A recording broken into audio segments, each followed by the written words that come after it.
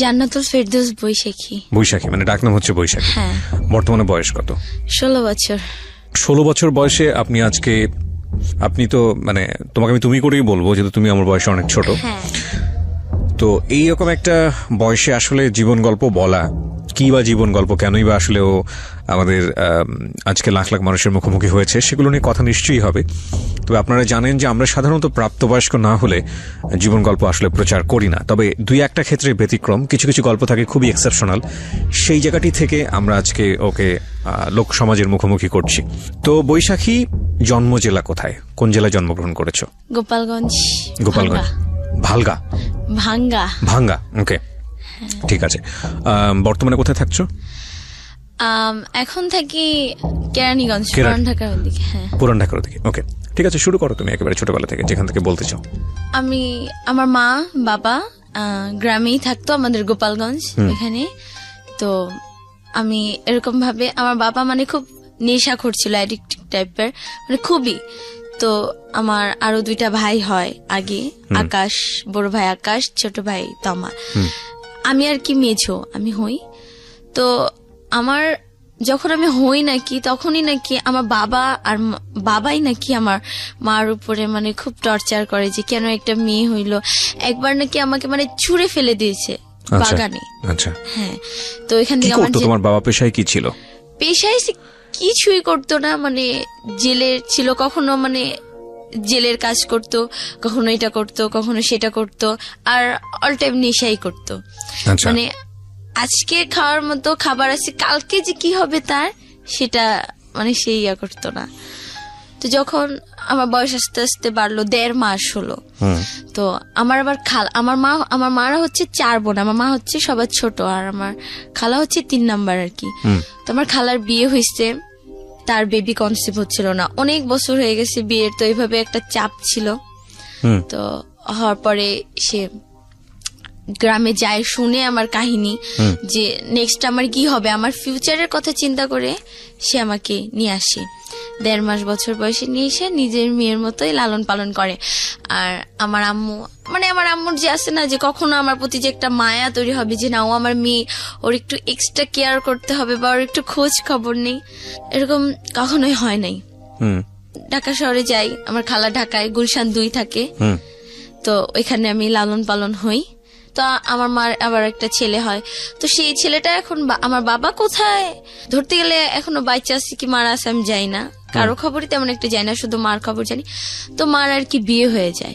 ছোটবেলায় আমার খালা খালু যে মা বাবা, তাকেই আমি মা বাবা বলে চিনতাম। তো আমাকে খুব আদর করতো, মানে আমি কিছু একটা মুখে বলার আগে, আমি খুব শৌখিন, কিন্তু মুখে বলার আগে মানে আমাকে সেটা এনে দেওয়ার জন্য সবসময় ট্রাই করতো। বিয়ে হয়েছে কি একটা লোক বিডিআর বলে, যে আর্মি বিডিআর রিটায়ার্ড হয়েছে, তার আগে একটা ওয়াইফ আছে, একটা ছেলে আছে অনেক বড় ডিপ্লোমা ইঞ্জিনিয়ার কমপ্লিট করছে, আমার মাকে আর কি বিয়ে করছে যে কোনো কারণে। তো ওই ঘরে এখন একটা মেয়ে আছে, নাম সাদিয়া, 10-11 বছর বয়স। গ্রামের বাড়িতে যখন বেড়াতে গেলাম, তো যাওয়ার পর এখানে আমাকে অনেকেই আমার খালাকে মানে বলতো আমাকে যে এখনো ওকে রাখছো বা এখনো ওকে পালতেছো, তোমার এখনো বাচ্চা হয় নাই। তো আমি এগুলা জাস্ট কেয়ার করতাম না, মানে বুঝতামই না কেয়ার কি, বুঝতামই না যে কি। তো আমাকেও জিজ্ঞেস করতো যে তুমি কি ওনাকে এখনো মা বলতেছো বা এখনো মা বলে ডাকো? তো আমি বলছি ডাকবো না, কাকে ডাকবো, আপনাকে, ওনাকে না মা বলে ডাকলে। তো বলছে আচ্ছা ঠিক আছে। তো এরকম আসতো, আমাকে এসে দেখে যেত। আচ্ছা, মানে আপনার খালাকে আপনি মা বলে ডাকতেন? হ্যাঁ, মা বলে ডাকতাম, বিকজ আপনি ওখানেই বড় হয়েছেন, তো ওনাকে মা হিসেবে জেনেছেন। জি, তারপর এভাবে আস্তে আস্তে মা যে খালা, সে মানে সে অনেক মডার্ন ছিল। তো সে আমাকে পালছে খুব শৌখিন ভাবে, অনেক আদর আল্লাহ দিয়ে। তো ফার্স্টে ভর্তি হয়েছি বাড়িদারা শিশু মঞ্চ কেজি অ্যান্ড হাই স্কুলে, ওইখানে ভর্তি হইলাম, ওখানে পড়াশোনা। তারপরে পাশে যে Kalachandpur high school and college, ওটা এখন সরকারি হয়ে গেছে, তো ওইখানে 10 পর্যন্ত আর কি পড়া। তো এরকম আমি যখন ক্লাস 5-এ পড়ি, আমি ক্লাস 5-এ আমাদের কালাচাঁদপুর স্কুলে ভর্তি হই।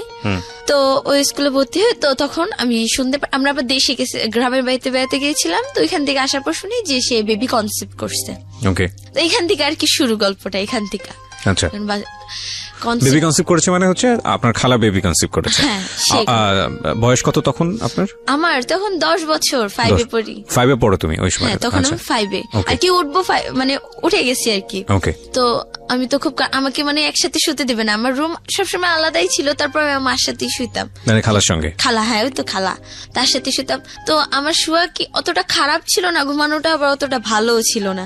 তো সে ভয় পাচ্ছিল যে আমার এত বছর পরে একটা বাচ্চা হয়েছে, বাচ্চা হবে, যদি কোনো একটা ও মাধ্যমে ও যদি- আচ্ছা আচ্ছা, মানে কনসিভ করার পরে তোমাকে আলাদা একটা রুমে দিয়ে দিয়েছে যে তুমি ওখানে ঘুমাও। হ্যাঁ, আচ্ছা, মানে সবকিছু আমার আলাদা হয়ে যাচ্ছিল আস্তে আস্তে।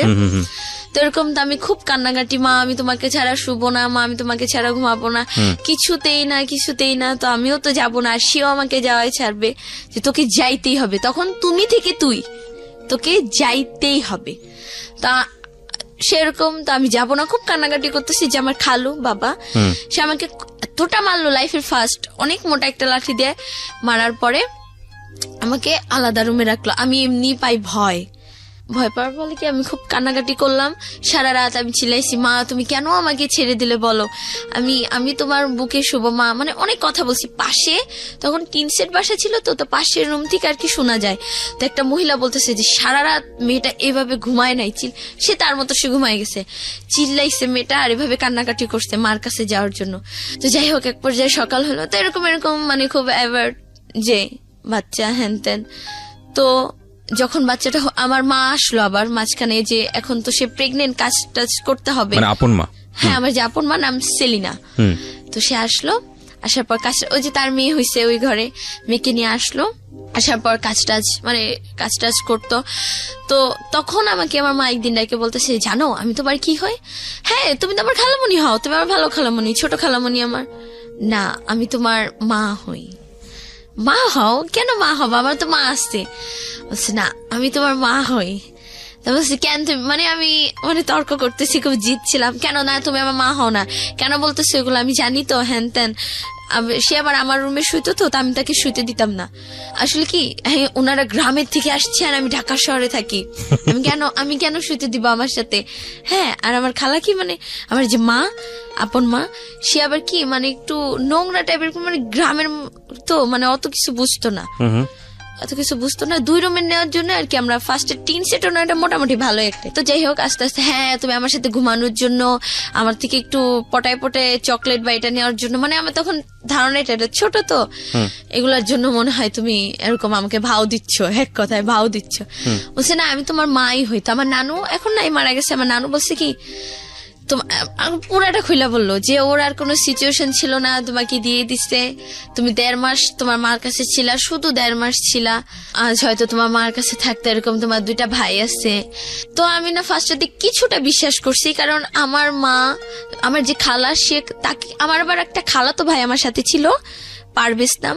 তো সে খালা বলে ডাক দিছে, তো আমি ফাজলামি করে ডাক দিছি কি, হ্যাঁ খালা, হ্যাঁ দাও ভাত দাও। সে বলে হ্যাঁ তোমার তো খালাই। হ্যাঁ মা কি বলো, খালা কেন? না ওই কিছু না। তো এরকম তখন একটা আসলো যে সত্যি মনে হয়। আস্তে আস্তে আমার মা আমাকে বলতে লাগলো, মা এটা ছিল, তুই পড়াশোনা করে অনেক বড় হ্যাঁ মানুষে আমার কাছে আসবি। তো এরকম আস্তে আস্তে বাচ্চাটা যখন হইলো, আমার নানু আমাকে বলে কি, তোকে না ওই বিছনায় পর্যন্ত উঠতে দিবে না, জানিস, তোকে এইটা করবে ওইটা করবে, তোমার খাবার ছুটাই দিবে, তোমাকে দিয়ে সব কাজ করাবে, এটা করবে সেটা করবে। তো আমার মনে হলো না, আচ্ছা তাই, ঠিক আছে, এরকম কেন হবে, থাক, মাই তো বাবাই তো, এরকম কেন করবে।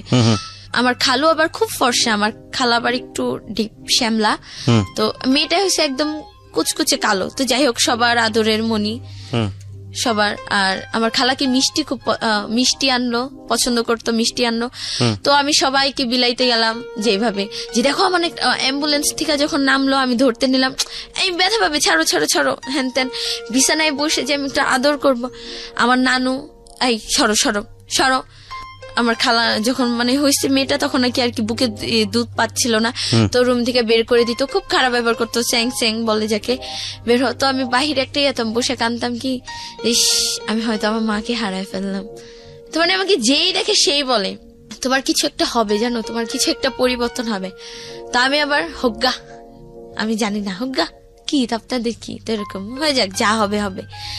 তো এরকম ছোট ছিলাম। তো যাই হোক, পড়াশোনা আস্তে আস্তে আস্তে আস্তে আদরটা আস্তে আস্তে উঠলো। আমার খালা খুব আদর করে তাকে, আর আমাকে কিছু হইলেই খুব বকাঝকা করে আস্তে আস্তে যে ইগনোর অ্যাভয়েড বলে সেটা উঠে আসে। তো খালুর আবার কি বলতেছে যে গুলশানে এমনি যখন বেবিটা হইলো মানে উড়াধুরা খরচ করছে সে, মনে হয় 2-3 মন খালি, মানে এলাকার সবাই মানে মিষ্টি পাইছে এরকম। বিয়ের কত বছর পরে এরকম আপনার বাচ্চাটা হয়েছে ওনার 20 বছর পরে। ও ওকে, আচ্ছা, তো সেই জন্যই বেশি খুশি ছিল আর কি। হ্যাঁ বেশি মানে অনেক খুশি, শুধু খুশি না অনেক খুশি ছিল। তো আস্তে আস্তে আমি স্কুলে যাই। আমার তখন আমি ক্লাস 5-এ পড়ি। তখন আমার একটা ফ্রেন্ড ছিল স্বর্ণা, শিপা আর মিম এখনো আসছে। ওরা বলতেছে এই তোর বোন হইছে হ্যান ত্যান, সব শেষ। এই যে মনে কর তোর আদর গুলো, কেন আদর যাবে, আমার বোনকে কত আদর করবো আমি। বলছি তুই তো জানিস সব। হ্যাঁ জানি সব। তো বলে কি এক কাজ কর, তোর তো খুব কষ্ট। আমি বলছি কই, তখন আবার কষ্টের ইয়াগুলো চলে আসতেছে যে একটু টর্চারের শিকার হচ্ছি। তো বলছে তোর তো খুব কষ্ট, তুই এক কাজ কর, তুই না সিগারেট খা।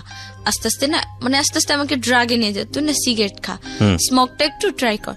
আমি বলছি না রে। তো ও যখন খাইছে, ও আবার স্বর্ণা মেয়েটা যে, তো আবার রিলেশন করতো, ভাইগাও গেছে অবশ্য, মানে পালাই চলে। তো ও আবার রিলেশন করতো, মানে বেশ একটা ভালো ছিল না, মানে ফিজিক্যাল করতো হ্যান ত্যান। তো ও যখন খায় খুব কাশে, দোস্ত তোর কি খুব প্রবলেম হয়? হ্যাঁ খুব কাশি হয়। না রে আমি না খাবো না। আরো যখন খাইতো ওর সাথে স্মেলটা থাকতো, না রে মা বুঝে যাবে বা খালা বুঝে যাবে, খবর আছে, না খাবো না, আচ্ছা খাইলাম না। তো যাই হোক এরকম বলতো যে তোকে তো এমন করে, তুই তাহলে কি করবি? আমি বলছি কি করবো, এখানেই থাকবো, একদিন তো আদর করবে। তো আমার বাবাটা আবার আদর করতো তখন মানে খালু, সেই শুধু আমাকে একটু আদর করতো, আর কেউ না। এরকম আদর তো আস্তে আস্তে বড় হই। তো এখানে আবার কি যে এখানে যে একটু অনেক টাকা খরচ হয়ে যায়। তো খালু বলে কি ভাসানটেক মিরপুর 14, ভাসানটেক দেওয়ানপাড়ার ওখানে আমরা শিফট হই। ওইখানে আমি আবার ভাসানটেক হাই স্কুলে ভর্তি হই, উচ্চ বিদ্যালয় যেখানে ভর্তি হই। ওইখানে পড়াশোনা করতে আমি, আমার আবার খালার আবার একটা ফ্রেন্ড ছিল, ছেলেটা হিন্দু বাট নাপিত। আমরা যে ওই যে টিনসের পাশেটা থাকতাম, তার সামনে সেলুনের দোকান ছিল। তো তাকে নিয়ে আমার খালু খুব জেলাস ফিল করতো, মানে সেই ছেলেটা কি আমার খালাকে খুব লাভ করতো। আর আমি অনেকের মুখে থেকেই শুনছি যে বেবিটাই নাকি তা, এটা আমি বিলিভ করি নাই কখনো। যাই হোক এটা তাদের ব্যাপার। তো ছেলেটার সাথে আমার খালা মানে সবকিছু শেষ করে দিতে চাই যে তোর জন্য আমার সংসার আগুন লাগবে। আমাদের ওই বাসায় তো আসতোই, আগে আসা দেওয়া ছিল। তো ওই ভাসানটাকে একদিন আসছে, তো আমার খালা আমাকে ফোন দেয়া ধরাই দেয়, যেন আমি ঠিকানাটা বলি আমার মাধ্যমে আসে, জানি আর কোনো প্রবলেম না হয়। তো ধরা দেয়, হ্যাঁ মামুনি, আমাকে জান্নাতমণি, হ্যাঁ জানুমণি তুমি কোথায় থাকো তোমরা এখন, আমাকে ছেড়ে চলে আসলা? হায় হায়, না আমরা তো যে দেওয়ানপাড়া আছি হ্যান ত্যান, এই যে মরিয়ম পাড়া নাকি, এখানে একটা প্রভাবশালী মহিলা, এই তার এলাকা। তো বলছে ঠিক আছে আমি আসবো তোমার সাথে দেখা করতে। তো এরকম আসতো। তো তাকে নিয়ে এই পাশের একটা মহিলা একটু প্যাচ লাগাই দেয় আমার খালু। তো ওইখান থেকে আমরা চলে আসি। প্যাচ লাগাই দেয় বলতো ওইখানে আবার কিছু ছেলে পেলে, মানে আমার খালার উপরে কেন যায় না রাগ ওই মহিলা দুইটা। তো আমার ওখানেও কটা ছেলে লাগাই দেয়, যাদের আমি স্কুলে যেতে পাই না, ছেলেগুলো আইসা খুব ডিস্টার্ব করে, ইফটিজিং এ অনেক খারাপ একটা অবস্থায় চলে যায়, যে ছেলেগুলা যে অফার করতে থাকে আমাকে রিলেশন করবো হ্যান ত্যান। তো যাই হোক আমরা এখান থেকে চলে আসি আবার ব্যাক গুলশানে। তো আইসা এখানে পড়াশোনা ওই যে বাদ 6 মাস 6 পর্যন্ত, 6টা ভালো মতো পড়া হয় নাই। তো 7-এ ভর্তি হব। তো যাই হোক বাসার সব কাজ টাজ সব করতাম। খালা কি সবসময় ওর জন্য কিছু একটা এক্সট্রা রাখতো, বলতো কি তোকে তো ছোটবেলায় কত আছে না যে কিশোরের যে একটা পুষ্টির ব্যাপার, আমার দিকে যে না এসব কিছু কেয়ার করতো না, যে ওর এটা লাগবে বা ওর ওইটা লাগবে, এরকম কিছুই না।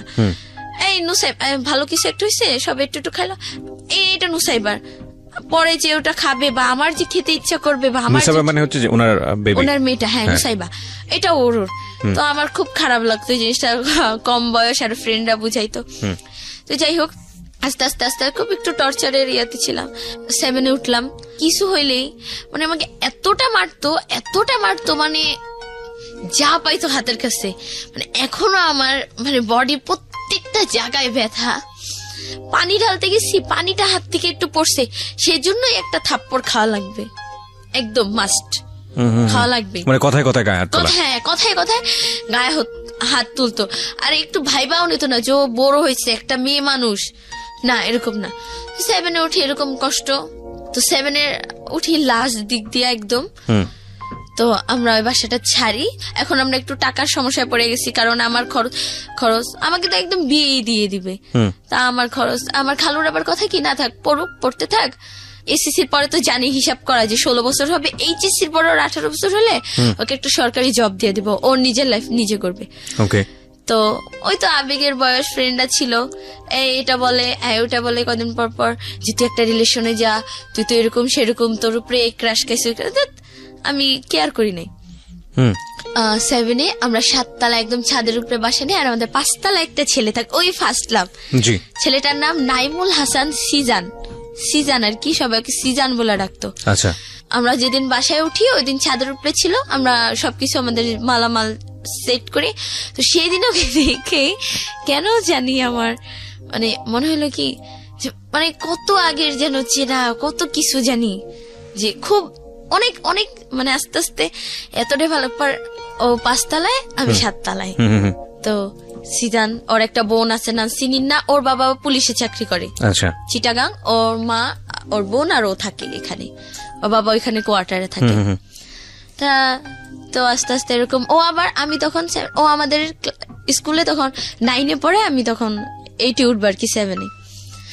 আমাদের আর কি এলাকায় আমাদের একদম গেট সোজাই একটা মাঠ, তো মাঠের ওখানে আরিয়ান স্যার কোচিং করাতো। তো আমি ওখানে ভর্তি হয়ে গেলাম, যে পড়াশোনা আবার তো স্টার্ট করছি, তো পড়াশোনা তো ওইখানে ও বসে থাকতো। ও কি খুব খারাপ ছেলে ছিল, আমি জানতাম না, মানে দেখে খুব ইনোসেন্ট মনে হয়, খুবই আমাকে দেখে না টোন করতো, মানে মানে মানে আমার ফ্রেন্ডরা মিম আবার খুব মডার্ন ছিল। আমি মানে এতটাই ছিলাম, মানে আমার ঘরে কখনো লিপস্টিক পর্যন্ত কিভাবে দিতে হয় এটা আমি জানতাম না, কাজলটা হালকা জানতাম, আমার খালা খুব মডার্ন ছিল, বাট আইলাইনারটা চিনতাম না, এরকম কিছুই ছিল না। ওখানে গেলাম, তো সিজন কি আসে না যে একটা মডার্ন মেয়ের সাথে যদি খ্যাত বলতো, যেটাকে খ্যাত মেয়ে যদি যায় স্বাভাবিক হাসবে। তো একদিন দুদিন আমার ফ্রেন্ডরা খেয়াল করলো যে হাসে। আমি বললাম কি দোস্ত, এই ছেলেটাই তো সেই ছেলেটা। আমি বলছি ওকে আমার ভালো লাগছে। বলছে ভালো লাগছে, এটাকে ক্রাশ বলে। আমি বলছি কি বলে? ক্রাশ।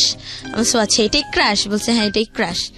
তো হাসে, তো বলে কি এই যে দেখছিস, তোকে দেখে ও হাসে, ও তোকে লাইক করে, দেখ ও তোকে, কিন্তু ওকে দেখে হাসে যে ওর সাথে আমাকে ওকে দেখে হাসে, ও না তোকে দেখে হাসে রে, তোকে পছন্দ করছে, এই তো তোর ফার্স্ট লাভ এবার সাকসেস হবে। তো যাইতাম, তো 6টা থেকে 9টা পর্যন্ত হইতো রাত কোচিংটা। তো ওইখানে বসে থাকতো, তো আবার 8টার সময় চলে যেত। তো প্রতিদিন একটা এক্সকিউজ দিতাম, স্যার আমার পেট ব্যথা, এটা ওইটা, মনে হয় আমি দেখা যাবো, দেখা বের হবো, দেখা ঢুকবো, দেখা বের হবো, তো এরকম। তো এরকম কোচিংয়ে তো স্টাডি করতেই থাকলাম। তো স্কুলে যেতাম, তো ও আর কি আস্তে আস্তে বুঝলো কিভাবে, ও ছাদে যাইতো, ছাদে ওর মেয়েদের সাথে কথা বলতো ফোনে, ওর গার্লফ্রেন্ড বলতো, জিসান মেয়েদের সঙ্গে কথা বলতো, জিসান না সিজান, হ্যাঁ সিজান মেয়েদের সাথে অনেক কথা বলতো। আমার দিকে মানে মুগ্ধ হয়ে তাকায় থাকতাম। একটা ছেলে কিন্তু বুঝে যে একটা মেয়ে তাকে ফলো করতেছে, ও যেদিক দিয়ে। আপনি ক্লাস 6-এ পড়েন? 7 ক্লাস 7-এ। ওকে। আমাদের ক্লাস হচ্ছে কালীচাঁদপুর স্কুল, এখানে মেয়েদের হচ্ছে 7টা থেকে ক্লাস 12টা পর্যন্ত, আর ছেলেদের 12টা থেকে 5টা পর্যন্ত। তো আমি আবার আরেকটা কোচিং করতাম ওই স্কুলের স্যারের এখানে। যাই হোক, তো আমি 6টা আর কি বাসা থেকে বের হতাম, তো 7টায় ক্লাস, তো 12টা এসে। তো আমি কি করতাম, আমাদের কি 12টার 10 মিনিট আগে একটু মেয়েদের ছেড়ে দিত, কারণ ছেলেরা ওইখানে মানে ক্লাসে প্রত্যেক ক্লাসে মানে ব্যাগ টেক রাখতো, তো 10 মিনিট আগে ছেড়ে দিত। তো আমি না 10 মিনিট পরে বের হতাম, মানে ঘোরাফেরা করতাম স্কুলে, যে ওকে একবার দেখবো। আর মিমকেও সাথে রাখতাম, দোস্ত তুই থাক, আমার হাত পা কাঁপে যদি কিছু একটা বলে। ও আবার খুব রাগী সিজান। আচ্ছা। আর মিম বলছে কি, আরে হয়েই তো গেল তোর কানেকশন, তুই এত ভয় পাস কেন? ও আচ্ছা ঠিক আছে। তো তো আবার বলতেছি কি, আমি আবার স্কার্ফ বানতাম, এই তুই না আর হিজাব বানবি না কেন? না তুই চুলে এখন একটু স্টাইল দিবি। তো ঠিক আছে দিব। তো কিভাবে দিব, কিভাবে চুল বানবো? প্রতিদিন আমি কি করতাম, আমার আবার একই বাসায় থাকতাম, তো মিম আর আমি, মিম আবার আমাদের বাসায়। তো হ্যাঁ, কিভাবে প্রতিদিন স্কুল ড্রেসটা পরে বাস চিরুনি আর বেঞ্চ নিয়ে আমি ওর কাছে যেতাম, আমাকে একটু স্টাইলিশ ভাবে বেঁধে দিত। হ্যাঁ, আর এখন মুখে একটু পাউডার টাউডার দিয়ে দিত, যে না বাবা এখন আর আগের মতো খ্যাত থাকলে চলবে না, এখন তোমাকে একটু মডার্ন হইতে হবে। তো ঠিক আছে। তো ও ছাদে যায়, তো আমি তাকাই থাকি, হ্যান করি ত্যান করি। তো আস্তে আস্তে না ছেলেটা বুঝতে পারলো, হ্যাঁ বুঝতে পারে না, আরো হাসে। এখন আমাকে দিয়া মানে একটু কথা বলে, যে এই মেয়ে, আর ওর ফ্রেন্ডরা আমাকে দেখলেই, নাইম আর সুহান 2টা ফ্রেন্ড ওর, তো এই সিজান, মানে আমি ঢুকবো স্কুলে দেখা হইলো বা কোচিংয়ে যাচ্ছে, আমাকে দেখে ওই সিজান মানে ডাকতেছি কিন্তু আমাকে রেডিকেটেড করে, বাট ওকে আমি যখন তাকাতাম এই সিজান মানে হ্যাঁ দোস্ত ভালো আছো, মানে ওর দিকে ইয়া করতে, কি হলো ব্যাপারটা আমাকে টিচ করতেছে না। তো এরকম আমি 8-এ উঠলাম, 7 থেকে 8-এ উঠলাম। তো ওঠার পরে 10-এ না 9-এ উঠলে তো খেয়াল নাই। তো ওই যে 1 বছর তো শেষ করে দিলাম প্রেমে বলতেই পারলাম না কখনো। তো মিমকে বলে কি মিম দোস্ত ওকে তো একটু বলা উচিত, বলবি ও তো মাঠে থাকে হ্যাঁ থাকে, তোর তো ফোন নাই। ফোন তখন আবার খালো আবার স্মার্টফোন একটা কিনছে। তো বলে কি তোর কি এফবি আইডি আছে? আমি বলি এফবি কি আবার, এফবি কি? বলে কি ফোন মানে ওটা একটা সোশ্যাল নেটওয়ার্ক, ওইটা আবার কি? বলে কি ফেসবুক। ফেসবুক, হ্যাঁ ফেসবুকের নাম শুনছি। তো এফবি কি? আরে বাবা ওইটা সংক্ষিপ্ত রূপ। আমি বলছি ও আচ্ছা। বলে আইডি আছে? আমি বলছি এইসব কি? মানে তোর নামে একটা আইডি, হ্যাঁ তেন বুঝাই দিল যে এটা এরকম আইডি। তো বলছি না। তো আমার খালার ছোট ফোনটা আবার চালান যেত বাটন। তো এখানে জান্নাত মনি দিয়ে জাস্ট একটা আইডি খুলে দিল, ওকে রিকোয়েস্ট পাঠাইলাম, ওর আইডি নাইমুল হাসান সিজান। তো পাঠাইলাম, অ্যাকসেপ্ট করে নাই ও, কারণ এখানে কোনো পিক ছিল না বা তাই ফেক আইডি মনে করে অ্যাকসেপ্ট করে। তো এরকম বলবো আর বলা হয় না।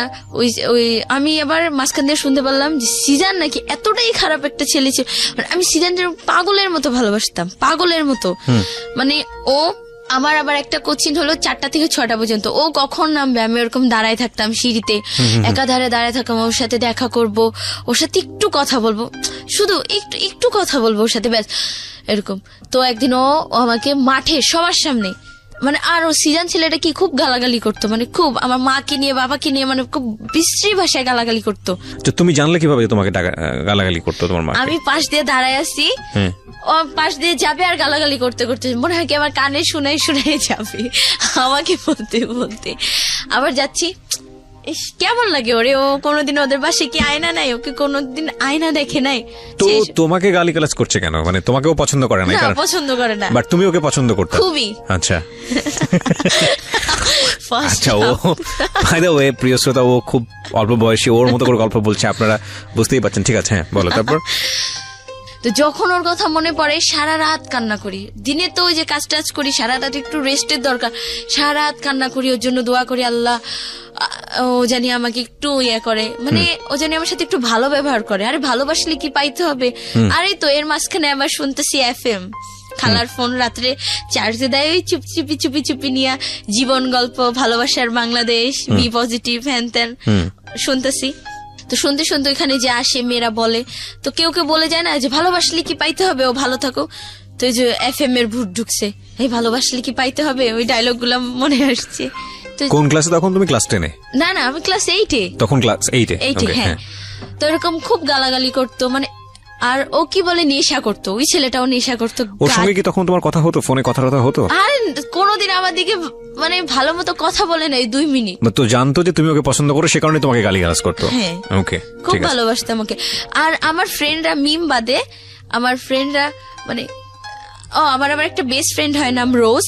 তো যাই হোক, ওরা আমাকে এই তোকে এটা করতে হবে না রে, আমি পারবো না, ভালো লাগতেছে, এই সিজানের কসম, আচ্ছা ঠিক আছে কি করতে হবে বল, আমি করতেছি।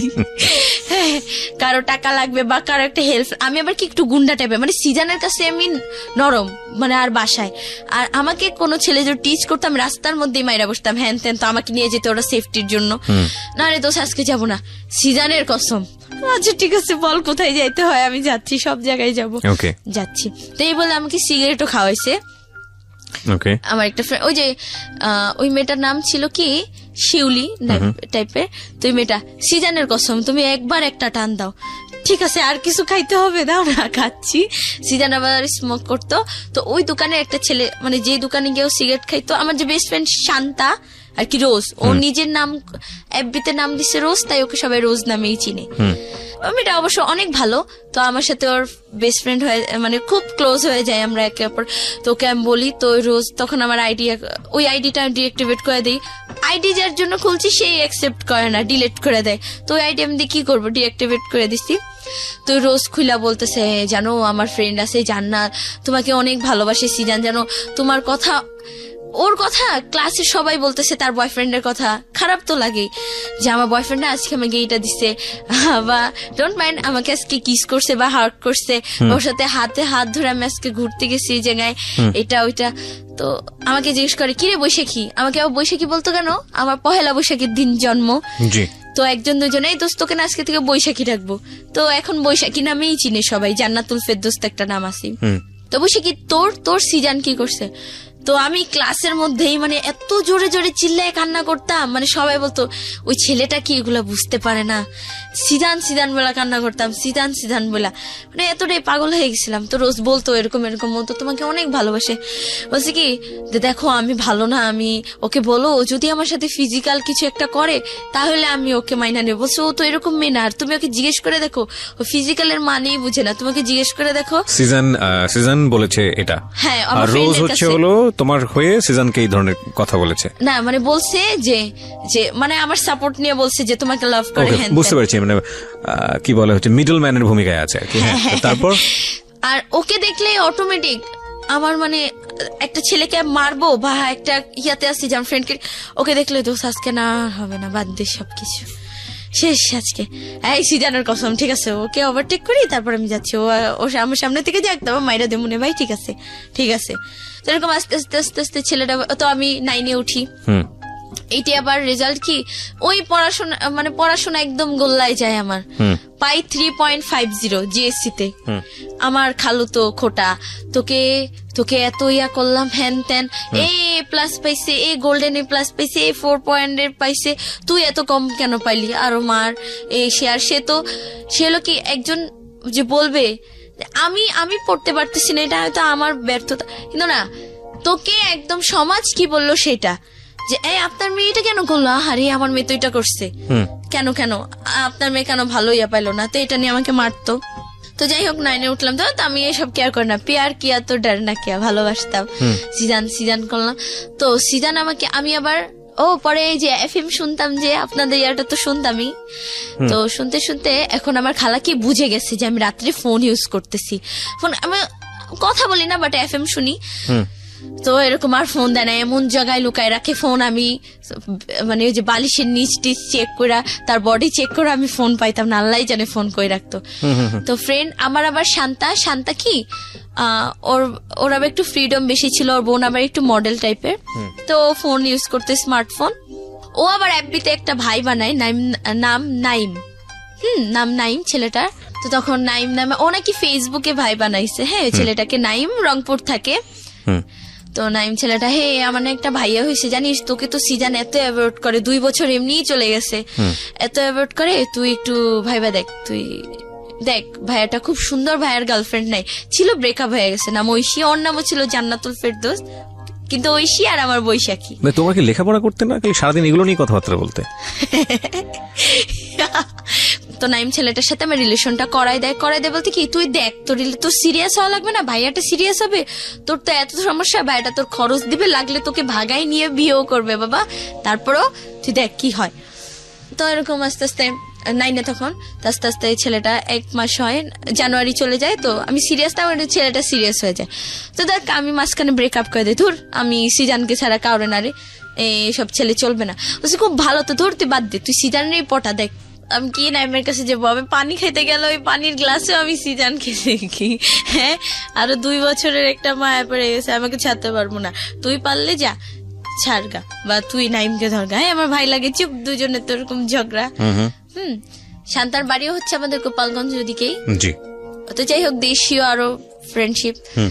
তো এখন ফোন দিচ্ছে না, এখন নাইমও বলতেছে না, আচ্ছা বল কি, আচ্ছা ঠিক আছে তোর এফবি চ্যানেল লাগবে না, বল তুই স্মার্ট হবি না। তো শান্তা আবার আমার বলে কি, ওর বোন আবার বাইরে, মানে ওদের ফ্যামিলি অবস্থা অনেক ভালো, অনেক মা বোন সবাই বড় লোক খুবই। তো ফাউন্ডেশন বের করে, এটা তো সেটার নাম কি ফাউন্ডেশন, আচ্ছা এটার নাম কি আইলাইনার, ও আচ্ছা লিপস্টিক, আমি লিপস্টিক বলতাম না, লিপস্টিক বলতাম, তো লাইক তো বুঝলো না এটা লিপস্টিক হবে, এটা ব্লাশন, এটা শেড, এগুলা দিয়ে কি করে, যে এগুলা দিয়ে এরকম সাজে, তুই সাজে যাবি সিজানের সামনে, দেখবি ও তোকে ও ডিসিশন চেঞ্জ করে ফেলবে, 2 বছরে যেটা না হয়েছে এই বছরে সেটা হবে।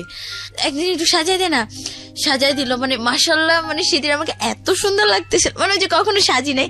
আয়নার সামনে গিয়ে বলি, আয়নার সামনে গিয়ে আমি বলতেছি কি, হ্যাঁ জান্নাত, হ্যাঁ এখন তুমি পারফেক্ট সিজনের জন্য,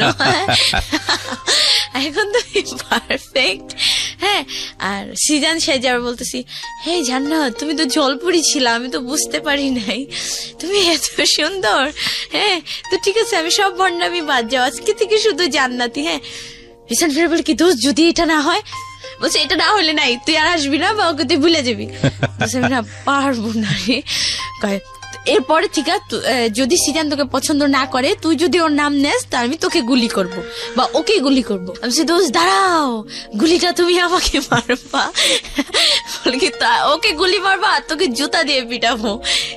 আর ক্লাসে আর এখন থেকে তো এরকম এত স্মার্ট হয়ে গেছি, মানে চুল আমার খুব বড় আর খুব কোকড়া ছিল, তো আস্তে আস্তে চুলের যত্ন নিচ্ছি। হ্যাঁ, মানে এটা করছি, ফেসিয়াল করব, এটা করব, এই দুধ দিয়ে, দুধের সর দিয়ে, লেবুর রস দিয়ে, আটা চিনি এটা দিয়ে মুখে মাখি। আমার কালার তো কি রে, ওর কি হলো? হ্যাঁ, চুলের কালার কিনে আনছি, চুলের কালার করছি, চুলে সেই একটা হাইফাই অবস্থা। তো আস্তে আস্তে সিজান একটু ভাবলো, কি রে ওর কি হলো, বাতাস টাতাস লাগছে নাকি সবাই।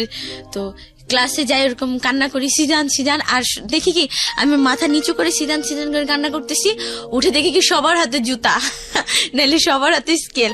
তোকে আজকে মেরেই ফেলবো, তুই কেন সিজানের নাম বলিস, ওকে তোকে ভুলতেই হবে। ভুলতে তো পারতেছি না, দূর মিয়া তোরা ভুলগা যা। তো ক্লাস 9-এ 13ই ফেব্রুয়ারিতে আমি ফোন কিনি। ফোন কিনি কি, ওইখানে আবার তো কমিশনার জাকির হোসেন বাবুল, সে আমাকে ভাগ্নি বানায়, এই জান্নাত তুই আজকে থেকে আমার ভাগ্নি। আর মাধুর্জন আমার একটা ফ্রেন্ড ছিল, তো মাধুর্য, শান্তা, ওই যে রোজ আর আমি বসে কি এই 3 জন ক্লোজ ফ্রেন্ড হয়ে গেলাম। যেখানে যাই 3 জন, ওয়াশরুমে গেলেও 3 জন, সব জায়গায় 3 জন। ক্লাসে একজন বই না আনলেও 3 জন যারাই যেতাম, আর 2 জনের বই হয়তো অন্য কাউকে দিয়ে দিতাম বা লুকানো থাকতো, এরকম এত ক্লোজ ছিলাম। তা আমিও টাকা নিলাম, মামা ফোন কিনবো, 8-9 হাজার টাকা নিলাম, সুন্দর একটা স্যামসাং ফোন কিনলাম। যা, আজকে থেকে আমার একটা এফবি আইডি হবে পার্সোনাল, আমিও এফএম শুনবো, হ্যাঁ মন দিয়ে শুনবো। তো যাই হোক, ফোন এফবি আইডি খুললাম। ওই যে বললাম না যে মাঝখানে আগে বলছিলাম যে সিজান যে দোকান থেকে সিগারেট খাইতো, সেই যে দোকান থেকে ও সিগারেট খাইতো, তো ওইখানে একটা ছেলেকে আমি থ্রেট দিলাম, মানে খুব মারলাম, রাস্তাতে দোকান থেকে বের করে না, তুই কেন ওর কাছে সিগারেট বেচিস। আরে আপু আজব তো, আমি হলাম দোকানদার মানুষ, আমি বেচবো বা এই করবো, আমার থেকে কিনতে আসে কেন কেন। তো যাই হোক, আস্তে আস্তে ও তো 1 দিন 2 দিন নিয়ে গেলাম। তো যেদিন মারলাম সেই দিনই নাকি কত বেহায়া ও আমার বান্ধবী শান্তার উপরে ক্রাশ খায়, ওকে মারি আর ওর দিকে তাকাই থাকি, ওকে মারি আর তাকাই। তো যাই হোক, ক্রাশ খেলো, তো শান্তা আর আমি কি করলাম, ওই সিজান আসতো, সিগারেট নিয়ে যেত, তারপর আমরা ঢুকতাম, এই কয়টা নিছি। তো ওই শান্তার উপরে যখন ক্রাশ খেলো, ক্রাশ বলে আর কি, যাকে লাভ করে নাকি ফেললো, ওই ছেলেটার নাম ছিল রাকিব। শান্তার উপরে ক্রাশ খাওয়ার পরে তো আমাকে পটাইতে হবে, শান্তা পর্যন্ত যাওয়ার আগে আগে বৈশাখীর কাছে আসতে হবে। হ্যাঁ, আপনি না আজকে থেকে আমার বড় বোন, মারছেন, বড় বোন তো শাসন করবেই ভুল হইলে, ঠিক আছে আপু আপনি আজকে থেকে আমার বড় বোন, আমি সিজান ভাইয়াকে একটু ম্যানেজ করে দেবো, জানি আপনার লাইনটা মানে হয়ে যায়, সেটেল হয়ে যায়। তো ঠিক আছে। তো ছেলেটা তার 13ই ফেব্রুয়ারি, হ্যাঁ না ওইটা হয়েছিল 8 না 9 ফেব্রুয়ারি। তো 13ই ফেব্রুয়ারি ফোনটা কিনে নিয়ে আসতেছি, তো ছেলেটা আমাকে একটা শপিং গিফট দিল। আপু এটা না আপনার গিফট। কি এটা কি আছে দেখি, অনেক সুন্দর একটা ড্রেস, গ্রাউন্ড টাইপের যে শর্ট গ্রাউন্ড গুলা, ওইটা একটা গিফট করলো আমাকে। তারপরে দিল, তো আপনি এটা কালকে 14ই ফেব্রুয়ারি এটা পরে আপনি ঘুরবেন। ওকে ঘুরবো, প্রবলেম নাই, আপনি যা বলেন তাই। ওমা আরো কিটক্যাট দেয়, চকলেট দেয় শান্তাকে পটাইতে। যাই হোক, শান্তা পাত্তা দেয় না, দোকানদার ছেলে, শান্তার নজর হলো খুব ভাই, আবার রিলেশন করতো অনেকগুলা, ও এরকম একটা ছেলেকে ভালো। যাই হোক, তো এভাবে আস্তে আস্তে পরেও 14ই ফেব্রুয়ারিতে গেলাম, হ্যাঁ মাধুর্যর বাসায় গেলাম আমরা, সারাদিন অনেক মজা। বাবুল কমিশনার মা বাবা তার আগের দিন 5,000 টাকা দেয়, তো ওই 5,000 টাকা খালাকে নিয়ে দেয়, তো সে খুব খুশি, আমাকে একা একা ছেড়ে দিচ্ছে, আমি হাতে জিলে দিয়ে ঘুরে আসি। তো ফ্রেন্ডরা 3 ফ্রেন্ড মিলে ঘুরি, 2 জনে মানে 3 জনে, সরি 3 জনে ঘুরি। তো এখন দেখি, এখন স্টাইল করি না, হ্যাঁ ওরা আবার একটু শর্ট, বাট মাধুর্য মেয়েটা খুব সুন্দর, বাট ওরা শর্ট, আমি একটু লং ছিলাম। তোমার 2-3টা ওখানে স্থানীয় ছেলে মানে ক্রাশ খেয়ে গেলো। তো হ্যাঁ আপু এই ফোন নাম্বার দেন, না দিয়ে ছাড়বই না। ও ফোন কিনছি আবার, এই ফোন কি তোমার বাবা কিনে দিছে, কেন নাম্বার দিব, সিম কার্ড হ্যান ত্যান। না আপু দেন। আমরা যাই হোক সারাদিন ঘুরলাম, বের হয়েছি সকাল 9টায়, আসছি রাতের 8টায়। খালা তো কিচ্ছু বলবে না, টাকা দিছি, আগের দিন টাকা দিচ্ছি না, কিছু বলে নাই, খালি একটু বলছে তোর যদি কিছু হয়ে যেত বল। আর ফোনটাও তো লুকালুকি মানে লুকোচুপি চালাই, যে কেউ জানে না। ফোনটা অনেক কষ্ট করে চার্জ দিতাম, তার ঘুমাই থাকতো সারা রাত, হাঁটাহাঁটি 2 ঘন্টা চার্জ দেওয়ার পরে আর কি খুলে টিপে ফোন ইউজ করে আবার চার্জ দিয়ে সকালে উঠে খুলে ঘুমাই দাও। তো যাই হোক এই ঘুরলাম ফিরলাম, আমরা রিক্সা দিয়ে যাচ্ছি, আর ছেলে 3টা, ওইখানে আবার 3টা ছেলে বাইকে, আমাদের রিক্সা থামায়া বাইকে ধরে এই নাম্বারটা আপু দিলেন না, নাম্বারটা দিলেন না। পরে এক পর্যায়ে তাদের বাইকের তেল নাকি শেষ হয়ে যেত, আমরা তো 3জন খুব খুশি, হাল্লা বাচ্ছি। ও মা এখন দেখি বাস নিছে, বাস নিয়ে আমরা রিক্সা দিয়ে যাই, ও বাস দিয়ে সে আমাদের আগে দাঁড়ায়, হাই নাম্বারটা তো দিলেন না, এই নাম্বার দিব মানে। তো যাই হোক, তো অনেক মজা 3টা কাটে। গুলশানের যে নাট রেস্টুরেন্ট, তো এখানে আমরা খাইলাম, আমি ট্রিট দিলাম, আমার কাছে আরো এক্সট্রা 8,000 টাকা ছিল, যে মামার থেকে, মামা টাকা দেন তো কিছু জানি না, টাকা নিতাম মামা থেকে, কমিশনের মামার টাকা নিতাম, ওরাও নিত, 3জনে মিলা যাক খাওয়া দাওয়া করলাম। করার পরে তো যাই হোক ঘুরলাম টুরলাম, সারাদিন আসলাম বাসায়। তো সিদানকে আমি নক দিলাম, তো সিদানের কথা আমার এত খারাপ লাগলো, সিদান আমাকে নাইম ছেলেটা তখন নাকি নাইম ছেলেটা আস্তে আস্তে মানে আমাকে ভুলে যায়, যে থাকা এই মেয়েটা তো সিরিয়াস না, এর সাথে আমি কি কথা বলবো। তো ও আবার একটা মেয়েকে পছন্দ করে, নাম মামতি। মামতি, কিন্তু মামতি মেয়েটার আবার যাই হোক ওকে করতো না, ফ্রেন্ড হিসেবে দেখতো। তো এরকম যাকে আমিও ভাবলাম কি যাকে ও তো ওর বিজি লাইফে আছে, আমিও আমার মতো কোনো প্রবলেম নেই। তো সিজানকে আমি নক দিলাম 14 ফেব্রুয়ারি। সিজান জানো আজকে কি দিন? কি দিন ক সিজান আজকে কি হয় জানো? বিশ্ব ভালোবাসা দিবস, হ্যাপি ভ্যালেন্টাইন্স ডে। আজকে হ্যাপি জুতা দে, তাও কার জন্য জানিস? তোর জন্য। কেন সিজান আমি কি করছি বলো? আমার ওপর মানে সেদিন একদম আমাকে জোর জবরদস্তি ফোনে এফবিতে কি করছি বলো? তোমার আমাকে ভালোবাসতেই হবে, কেন বাসবা না বলো? আমার মধ্যে এখন কি কম আছে বলো? কি কম আছে? বা আমাকে খারাপ অফার দিল, এটা করতে আমি ভাইবা দেখবো না বাবা, আমি এটা করবো না। তখন আবার এটা একটু বুঝি, ফ্রেন্ডদের সাথে চলে না এটা হবে না। তো কয়েকদিন পরে আবার নক দিয়ে বলতেছে, হঠাৎ ওই নক দিয়ে বলতেছে কি একটা ছেলে আছে, প্রেম করবা? সিজান আমি কেন প্রেম করবো, কেন তুমি আসো না? আচ্ছা ধর আমি কেন, আমি কি তোমার সাথে রিলেশন করবো? তোমাকে আমি বউ বানাবো না কি? চিন্তা করো না, এসব চিন্তা করো না। দেখো তা আমি ওকে ও আজে বাজে কথা বলো, নেশা করতো তো আবার আজে বাজে। তো আমাকে একদিন বল কি তুমি এক কাজ করো, ওয়াশরুমে যাও। হ্যাঁ, ভয়েস মেসেজ দিচ্ছে রাত্রে, হেডফোন দিয়ে খুব চুপি চুপি এফএম শুনতাম আর চ্যাটিং করতাম। তুমি যাও ওয়াশরুমে, ওয়াশরুমে গিয়ে তোমার ফুল বডির পিকটা তুমি আমাকে তুলে তারপর আমাকে মেসেঞ্জারে সেন্ড কর। আমি বলছি কেন আমি দেখবো। তখন আমি না শান্তাকে নক দিলাম, দোষ কি করবো বল? বলছে আজকে তোর পরীক্ষা হবে যে তুই কে। আমি বলছি দাঁড়া, ঠিক আছে দাঁড়া। হ্যাঁ, ওরে ভাব নিলাম যে ওরে আমি এখনই বাসায় গিয়ে মায়ের আসবে। হ্যাঁ, ওরে নক দিয়ে বললাম কি কেন আমি না পারবো না, মানে এমবি নাই। শান্তা বলে কি বকা দিছিস? আমি বলছি হ্যাঁ সেই বকা দিছি, ওকে পারি নাই। পরের দিন আবার বলতেছে যে খারাপ পিক দিতে। সেদিন মানে আমার খুব রাগ উঠাছিল। ও সেদিন আবার শুনছি কি ও নাকি ওর ব্যাপারে মানে সব জানছি যে ও খুব খারাপ, ও মেয়েদের সাথে ফিজিক্যাল করে, ও নেশা করে, মানে ও ভালোবাসা কিছুই বুঝে না। সেদিন চাইছে আমি বলছি কি যা তোর মারি গিয়া বল দেখাইতে। কি বললি তুই? বলছি হ্যাঁ, তোদের মতো ছেলেকে এভাবেই শাস্তি দিতে হয়। ওরা বলে কি তুমি না জান্নাত না, ও নর্মাল হয়ে গেছে, তুমি না জান্নাত না। আমি জান্নাত, ভয়েস এসএমএস পাঠাইছি আমি জান্নাত, কি বল যে তুমি জান্নাত না, এটা জান্নাত না, এটা হয়তো ভিডিও করা বাট কথা এরকম না, তুমি জান্নাত না, আমি জান্নাত। বলে কি তুমি এত কঠিন কিভাবে হইলাম? বলছি ওই যে 2-2.5 বছরের এক্সপিরিয়েন্স আছে, তোমার পিছনে ঘুরছি আমি, হ্যান করছি ত্যান করছি, কত কিছু করছি। ও আমার কি বলে, বলছে তুই হাত কাইটা গভীর ভাবে হাত কাইটা ফ্রেন্ডরা মানে ওর কথা গভীর এইরকম নিচে দিয়ে এরকম মানে মেঝে পড়তো, মানে একটা ব্যথা, এটাও আমি বুঝতাম না। তো যাই হোক এভাবে আস্তে আস্তে সবাই মিলা বুঝালো, দেখ তুই ওর একটু ভুলা যা, লাভ নাই, যেখানে মায়া বাড়ায় লাভ নাই সেখান থেকে মায়া কাটাইতে হয়। ফ্রেন্ড একটা ছিল মরিয়ম, সে ওই কোচিনে, শোন সিজানকে এখন তুই আর ভালোবাসিস না, ওকে পাওয়া তোর জিত। ওই যে 2 বছর তোর পিছে ঘুরছিস, অনেক স্যাক্রিফাইস করছিস, সেজন্য এটা তোর জিত। সিজান আবার একদিন কি করছে, আমার খালার কাছে গিয়ে, এমনি তো টর্চারের শিকার, খালার কাছে গিয়ে বিচার দিছে, আপনার মেয়ে আমার পিছনে ঘুরে স্কুলে সবাইকে বলে দিছে যে আমি জান্নাত আর সিজান মানে ও হচ্ছে আমার হাজবেন্ড। বলে কি আন্টি আমি কবে বিয়ে করলাম বলেন, ও নাকি আমার বউ। সবাই আমাকে দেখলেই জিজ্ঞেস করে ভাইয়া ভাবি কই, হ্যাঁ জান্নাত কই, এরকম করে। তো খালা আরো মারলো। তো এদের মনে হয় কি ভালোবাসার জন্য মায়ের কোনো ব্যাপার না, খালাও সেদিন মারলো ফার্স্ট। খালু তো জানলই না, তাহলে তো অবস্থায় খারাপ, বাসা থেকেই নামাই দিত, কি করতাম। তারপরও ওর মনে একটু ইয়া নাই যে মেয়েটা আমার জন্য এত কিছু করতেছে, এত কিছু, একটু ইয়া করি। তো আস্তে আস্তে বললাম যে এখন একটু অ্যাপবি চালাই, ছেলেরা নক দেয়, একটু হাই ফাই ভাবে একটু এঞ্জেল জান্নাতমণি আইডি খুললাম যে, তো ওটা আমার ফার্স্ট আইডি এঞ্জেল জান্নাতমণি। আচ্ছা, এই অ্যাঞ্জেল জান্নাতমণি নামটা কেন দিলা? তোমার নাম তো অন্য নাম। আমার নাম তো জান্নাতুল ফেরদৌস। হ্যাঁ, তো তুমি অ্যাঞ্জেল কেন লাগালে নামের আগে? ওই যে এঞ্জেল নামটা কেন লাগাইছি কি, যে আইডি খোলার আগে মানে আমার ভালো লাগলো যে এঞ্জেল দিব, জান্নাত থাকবে আর মনি। আমাকে তো অনেকে জানুমণি, ওই যে আগে যে জানুমণি জান্নাতমণি ফ্যামিলি থেকে যে ডাকতো।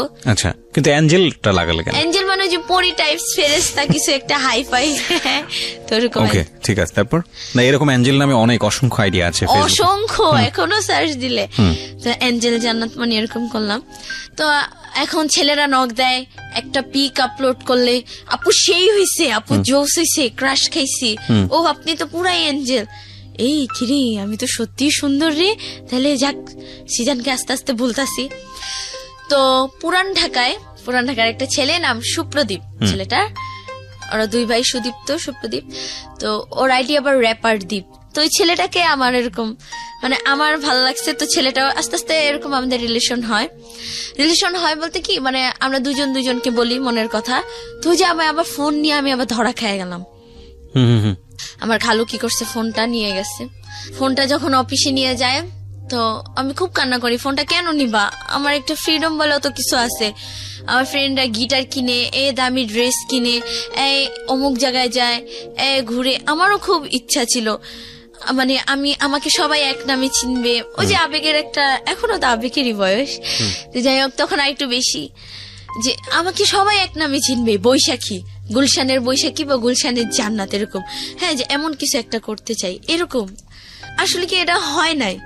তো আমার ওই ছেলেটার সাথে যখন পরিচয়, তো ছেলেটা কি আবার ওই ছেলেটা সিজানের থেকেও বেশি খারাপ, সিজানের থেকেও বেশি নেশা করে, মানে এতটাই নেশা করে, মানে সে সব ড্রাগ নেয়। নেওয়ার পরে নাম কি ছিল ছেলেটার? সুপ্রদীপ। হ্যাঁ, ডাক নাম হচ্ছে দীপ। মাঝখানে আবার আমার নাইমের সাথে কন্ট্রাক্ট হয়। নাইম আবার কি করছে, মানে জেলাস ফিল হইতেই পারে, রিলেশন হোক আর না হোক। আমি আবার মাঝখানে সিরিয়াস হয়েছিলাম, দীপের সাথে রিলেশন আগে নাইমের সাথে সিরিয়াস হয়েছিলাম। নাইম ওর বাইক ছিল, ও বাইকে ও গলা ধরে একটা মেয়েটাও ভালো না নাকি, ওই মেয়েটার 2টা বিয়ে হয়েছে, হ্যান ত্যান একটা বাচ্চা আছে, মানে ক্যারেক্টারও প্রবলেম আছে। আর মেয়েটা ইয়াবা খায়, মানে ড্রাগ নেয়, অ্যাডিক্টেড মারাত্মক ভাবে। ওই মেয়েটার সাথে গলাগলি ধরে ও বাইকে উঠা পিক তুলছে, আপলোড দিছে ক্যাপশন দিয়ে, জান তোমাকে অনেক অনেক মিস করি। এটা কি কোনো গার্লফ্রেন্ড ইজিলি মাইনা নেয়? আমি তো ওই পিকটার জন্যই আমি আজও রাখ, ও কেন ওই পিকটা আপলোড করবে? সীমা কে হয় ওর? সীমা আপন না জান্নাত আপন? না, ও বলে আমার ফ্রেন্ড, ও আমার বোন। চুপ থাক তুই। এনতেন ওকে ব্লক মেরে দিচ্ছি, আমি আনফ্রেন্ড করে দিচ্ছি, যা, ওর সাথে কোনো কথা নেই আমার। একটা মেয়ের সাথে কেন গলাগলি ধরে পিক তুললো বাইকে? তো এরকম সুপ্রদীপের সাথে রিলেশন হয়ে গেল 3-4 মাস। মানে ওই যে 3-4 মাস আবার গ্যাপ পড়লাম, তো তখন গ্যাপ পড়লো। তো ও ফোন ওটা ভাঙ্গেই ফেলে। তো আমার ফ্রেন্ড আবার সজীব, ওকে বললাম দোস্ত তো 2টা ফোন, আমাকে একটা ফোন দিয়ে দে। বলছি কি করবি? আমি বলছি কেন প্রেম করবো? ও আবার ফিটিং বাস, তুই ফিটিং আইনা দিতে পারবি? বলছি এটা আবার কি? বলছি ওই যে ছেলেদেরকে থেকে টাকা টুকা নিবি, গিয়া বলবি ফোনে জাস্ট তুই কথা বলবি, যা করার আমি করবো, তোর যা টাকা লাগে আমাকে বলবি। আমি বলছি দেখ একটু পাম্পট্টি মারি, দেখি ফোনটা দিলেই হয়েছে, তারপর তোরা আর চিঠি না যাস। আর তো ফোনটা নেই, তুই ছেলেটার সাথে ইয়ে করি। তো ছেলেটা, সুপ্রদীপ ছেলেটা বলে কি, তুমি চলে আসো আমার কাছে, তোমার যা খরচ লাগে, যা টাকা লাগে আমি দিব। আমি বলছি দেখো আমি কিন্তু প্রতিদিন ভাজা পোড়া খাই, আমার কসমেটিক্স লাগে, আমার প্রত্যেক মাসে ড্রেস লাগে, বলছি আমি সব দিব, তুমি চলে আসো। ঠিক আছে, চলে আসছি, মানে চলে আসছি লাইফে ফার্স্টে যে ভাইগে আসি। খালুরিয়াটা চলে আসছি কেন, আমার 9-এ যে মানে যে 8-এও বার্থডে সেলিব্রেট হয় না, 7-6-ও বার্থডে সেলিব্রেশন হয় না, তো ফ্রেন্ডদের হয় আর হয়তো আমারও খুব ইচ্ছা করলো, তো আমারও না খুব বার্থডে সেলিব্রেট করতে ইচ্ছা। তো আমার এপ্রিলের 14 এবার এপ্রিল মাস চলে আসে, ওই যে ফোনটা নিয়ে যেত মাঝখানে বার্থডের কিছু, আমার নানিও আবার মারা যেত বার্থডের কিছুদিন পরে। আমার বার্থডেটা ওরা করবে, শান্তা মাধুর্য। হ্যাঁ, তো আমরা রেস্টুরেন্টে যাই, গুলশানে ক্যাফে ডিলাইট, ওখানে অনেক সুন্দর একটা কেক কিনে ওরা। মানে আমরা মোটামুটি ভালোই, তো একটু লেট হয় দেখা আসি। আসার পরে আমার ফ্রেন্ডটা ওই শান্তাও কোনোদিনও আমার বাসায় আসে নাই, আসে আমার বাসায় সেদিন আইসা, তো আমি তোকে আমার আজ তোর বাসায় নিয়ে যাইতে হবে। বলছি না রে, আমার বাসায় অনেক সমস্যা, আমি যে সমস্যার মধ্যে থাকি। আমার খালো আমাকে কথায় কথায় মারতো, কথায় কথায়। আর আছে না যে ঠিক আছে মেয়ে চট থাপ্পড় একটা, মানে এতটা বাজে ভাবে আমাকে মারতো, মানে পশু, মানে মানে কি বলবো, মানে খুবই খারাপ একটা অবস্থা, মানে অনেক মারতো অনেক। তো সেই দিন ও গেল, ওকে নুডলস রান্না করে দিলাম ফার্স্ট আসলি। আমার বাসায় আমার খালা আবার একটু অসুস্থ ছিল, তো সে ওরা তোটা কেয়ার করতে পারে নাই। তো আমি গিয়ে বসি, তো জিজ্ঞেস করে তুই কোথায় ছিলি আজকে? বাবা ওরা তো আমার বার্থডে ইয়া করছে। হ্যাঁ, তোমার বার্থডে ইয়া করছে না? বার্থডে মানে সে যখন মারে তার ফেস গুলা এমন খারাপ করে, মানে এতটা ইয়া করে আমাকে, মানে গায়ের উপর উঠে মানে মারতেছে। আর আমার ফ্রেন্ডরা একবার মাইরা গেছে, ফ্রেন্ডরা খাটে বসা, আমার সামনে মারলো। তো কি দোষ, তোর কি কোনো ওয়ে আছে এখান থেকে যাওয়ার? তুই আমারে বলিস আবার আসে, এই মেয়ে তুমি এখনো যাও নাই বাসা থেকে, যাও আমার বাসা থেকে বের হও। ওকে বের করে দিছে, দিয়ে আমাকে আবার এত মারা মারে যে আমি 12-13 দিন আমি স্কুলে যেতে পারি নাই, স্কুলে যাওয়া অফ হয়ে যায়, মানে নাক মুখ চোখ সবকিছু আমার ফুলে যায়। ওকে, তো যাই হোক, শান্তা ওই দিক থেকে ট্রাই করতে থাকে যে নাইম ছেলেটা দেখি যে নাইম কোনো ম্যানেজ করতে পারে কিনা। তো নাইম এরকম যে বললো যে ঠিক আছে আমি দেখি ওর জন্য আমি কি করতে পারি। তো নাইম অতটা সিরিয়াস নেয় না যে হ্যাঁ ও আমাকে এত ইনসাল্ট করছে হ্যান তেন। তো যাই হোক, সুপ্রদীপের সাথে তো এরকম। আবার ঈদের দিন আমি শান্তার বাসায় ছিলাম, সে ঈদের দিন আমাকে এই তুই কোথায়? আমি ফ্রেন্ডের বাসায়। তোর এত কেন দেরি হচ্ছে? আইনা আমাকে এত মারে, আমাকে খুব টর্চার করতো, অনেক মারতো। নভেম্বরের 23 তারিখে আমি পালাই, 23 তারিখে আবার নাইমের বার্থডে। তো এরকম বলতো সবসময় ফ্রেন্ডরা, তুই না কোথাও চইলা যা রে, তুই অনেক হ্যাপি থাকতে পারবি, তুই এখানে থাকিসই না। 23 তারিখে না 22 তারিখে রাত্রে পালাই দীপের সাথে। খালার ফোনটা নিয়ে পালাই, 3 সেট কাপড় নেই, তখন মাথায় এত কিছু আসে না, গয়নাগাটি টাকা পয়সা নিতে হয় পালাই গেলে। ছেলেটাও তো কিছুই করতো না, কাজ বাস। মানে বাবা মা মারলো, এই খালা খালু মারলো, গায়ে হাত তুললো, এই কারণে সিদ্ধান্ত নিলেন সুপ্রদীপের হাত ধরে চলে যাবেন। হ্যাঁ। তো কি করলেন আপনি? চলে গেলেন বলতে প্ল্যানটা কিভাবে ছিল, আপনারা কিভাবে এক্সিকিউট করলেন এটা? একটা ড্রেস পরলাম, একটু সুপ্রদীপ এটা জানতো যে আপনি বাড়ি থেকে চলে আসতেছেন? ওই তো তুমি চলে আসো, যা খরচ লাগে আমি দেবো, যা টাকা লাগে আমি। কি করতো তখন? কিছুই করতো না, নেশা করতো। আর পুরান ঢাকা ওদের 4 তলা বাড়ি আছে, ব্যাস এই। এটা তুমি আগে থেকে জানতা? না, আমি জানতাম ও নেশা করতো না, কিন্তু একটু কাজ টাজ করতো না। বাট তোমার মার সঙ্গে তো তুমি তো জেনেছো তোমার অরিজিনাল মা কে, তো তার সঙ্গে তো তুমি যোগাযোগ করতে পারতে। আমার মা হচ্ছে দুনিয়ার সবচেয়ে সেলফিশ একটা মাদার, সবচেয়ে। এইভাবে না বলে ঘটনাটা বলো আমাকে, যে কি তুমি যোগাযোগ করেছিলা? যোগাযোগ কি, তার একটাই কথা, আমারই সংসার ভেঙে যাবে, তুই তোর মতো বাবা, তুই যদি ভালো মানে তুই যদি বড় হয়ে আসতে পারস তো আসুন, নাইলে কিছু না, আমি তোর কোনো রিস্ক নেই। আচ্ছা, মানে সে কেয়ার, গ্রামে যেতাম, আছে না যে আমার মেয়ে একটু কেয়ার করবো না, কিছুই না, সে তার মতো সে। তো যদি কোনো ভালো ছেলে পাইতো, খুব টাকা পয়সা আলা ছেলেটা যেমনই হোক, তার সাথে মানে বিয়ে দিয়ে সে নিজের লাইফটা আগে সেটেল করতে। মানে আমার মা টাকা ছাড়া এই দুনিয়ায় কিছুই বুঝে না, টাকার জন্য আমাকে সব করাতে সে বাধ্য, এরকম একটা অবস্থা। তো যাই হোক, মার কথা বাদ। তো এরকম পালাই চলে আসি রাত্রে। আমি আবার গুলশান থেকেই যাই ডাইরেক্ট, গুলশান লেকে বসে আছি, ভাবতেছি আরে যাবো, কি করলাম, ফ্রেন্ডের ছেড়ে আসবো। হ্যাঁ, তো তখন আবার সিজানের কথা ভাবলাম। সিজান বলছে যে তুই কখনো সুখী হইতে পারবি না, হ্যান তেন। হ্যাঁ, তুই ওকেও যে আমি ইনসাল্ট করছি, যে তোর মাকে, ওই যে আমার যে খারাপ পিক চাইছে পরে ওর মাকে নিয়ে আমি কথা বলছি, যে তুই নিয়ে রাখ, অভিশাপ দিছে। তো এসব ভাবতেছি, পরে ভাবতে ও কল দিল, কি আসবে না নাকি? হ্যাঁ আসতেছি। পরে যাই হোক, পুরান ঢাকায় গেলাম, বাবু বাজারে, কি এখানে বাস দিয়ে নামলাম। নামার পরে ওইখানে আবার একটা ছেলে আমাকে নিয়ে, যে আমাকে লাইফে ভালোবাসছে অনেক ছেলে, কিন্তু আমি মানে বুঝি নাই যে লাভটা কি। ওই সিজানের পর থেকে ভালোবাসা আমার কাছে হয়ে গেছে খেলা, ভালোবাসা হয়ে গেছে আমার কাছে স্বার্থ। আসলে দীপ ছেলেটাকে আমি ভালো অতটাও না, নিজের স্বার্থের জন্য। যে ও আবার বলছে কি যে আসো, তোমার সবকিছু আমি দেখবো, যদি ও আমার কোনো একটা সেটেল করে দিতে পারে, ওইটাই। তো ইমন ছেলেটা এরকম আমাকে ভালোবাসতো, ইমন ছেলেটাকে আমি বলছি আমি আমি তো কোনোদিনও পুরান ঢাকায় যাইনি, তুমি আমাকে একটু দিয়ে আসো কষ্ট করে। তো ঠিক আছে আমি দিয়ে আসবো। দিয়ে আসলো আমাকে, সারা রাত তুই ছাদে ছিলাম আমি, ইমন আর দীপ, সারা রাত ছাদে 2 জন বসেছিলাম, 3 জন বসে বসে আড্ডা দিচ্ছি। যাইতে যেতে খুব রাত হয়ে যায়, আর ওদের বাসা টাসা মানে আশেপাশের কোন ফ্রেন্ডের বাসায় যে রাখবে সব বাসার লক হয়ে যায়, পুরান ঢাকার অবস্থা তো জানেনি। যাই হোক, তো ছাদে বসে বসে আড্ডা দিলাম 3 জনে মিলা। দীপ তো ধুমায় সিগারেট খায়, কি খায় না খায়, যাই হোক। আর আমি আমার মতো বসে বসে টেনশন করতেছি কি করব। আমার লাইফে আবার টেনশন কম, টেনশন বললে ভুল হবে, আমি আমার মতো হাসতেছি নাচতেছি ছাদে সারা রাত ছাদ ঘুরতেছি নাচতেছি হ্যান তেনি কি সুন্দর আমি ভাই গেছি, আল্লাহ আমি বাঁচছি, আমি প্যারা থেকে বাঁচছি এরকম বলতেছি। তো সকাল হয়, ছেলেটা আমাকে সকালে কি বলে, তখনই বলে কি আচ্ছা তোমার কি বাসায় যাওয়ার কোনো ওয়ে নাই? আমি বলছি কেন, আমি কি বাসায় যাওয়ার জন্য আসছি নাকি? তুমি আমাকে ভাগায় নিয়ে আসছো না, বিয়ে করবা? বলছি কি ও আচ্ছা ঠিক আছে। মানে ছেলেরাও মানে একটু লুজ হয়ে যায়, মানে একটু ভয় পায় যে একটা মেয়ে পালা। তো ওর ফ্রেন্ড কিরণ, দীপের ফ্রেন্ড কিরণ আমাকে আয়শা বলে যে কি তুই ভাগায় নিয়ে আসিস না, ডাইরেক্ট তোর মার কাছে নিয়ে যাবি। আবার একটা ভাইয়া ছিল সাগর, ডেভিল বয় সাগর আর কি, হিন্দু। তো ওই সাগর আর কি বলে কি ভাগায় নিয়ে আসিস না, তোর মার কাছে নিয়ে যাবো। বলছে না রে মার কাছে না, আমি টাঙ্গাইল নিয়ে যাবো, টাঙ্গাইল ওর বোনের বাসা। তো নিয়ে গেল। ইমন ছেলেটাকে আমি আবার বিদায় দিয়ে দিলাম, ইমন ছেলেটা তো যাবেই না, আমি ওকে ভালোবাসি, পুরান ঢাকার কি না কি। ও বলে রাখা ভালো, দীপ আর আমার কোনোদিনও মিট হয় নাই। যেদিন ভাইগা আসছি সেদিনই দুজনকে দেখছি, ওই প্রোফাইলে দেখছি, পিক ভিডিও কলে কথা বলছি। ও এটাই ফার্স্ট টাইম হচ্ছে মিট ওর সঙ্গে। তো তো দেখলাম।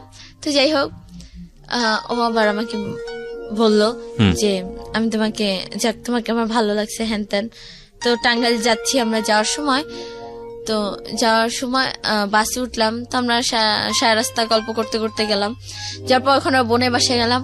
ও ছিল সবার ছোট, ওর বোন তো দেখলো যে ও নিজেই চলতে পারে না, ও আবার ভাগাই নিয়ে আসছে আরেকটা মেয়ে। ওর বোনের মাথায় তো বাস পড়ছে যে কিরে কি অবস্থা শুভ্র, তুই কাকে নিয়ে আসছিস? আপু আমি ওর ভাগাই নিয়ে আসছি, ও আমার ওয়াইফ হবে, হ্যান আমাদের বিয়ে দিয়ে দেন। ও বোনে তো সেই কান্নাকাটি, ওর মাও জানতে পারলো, ওর মা খুব অসুস্থ।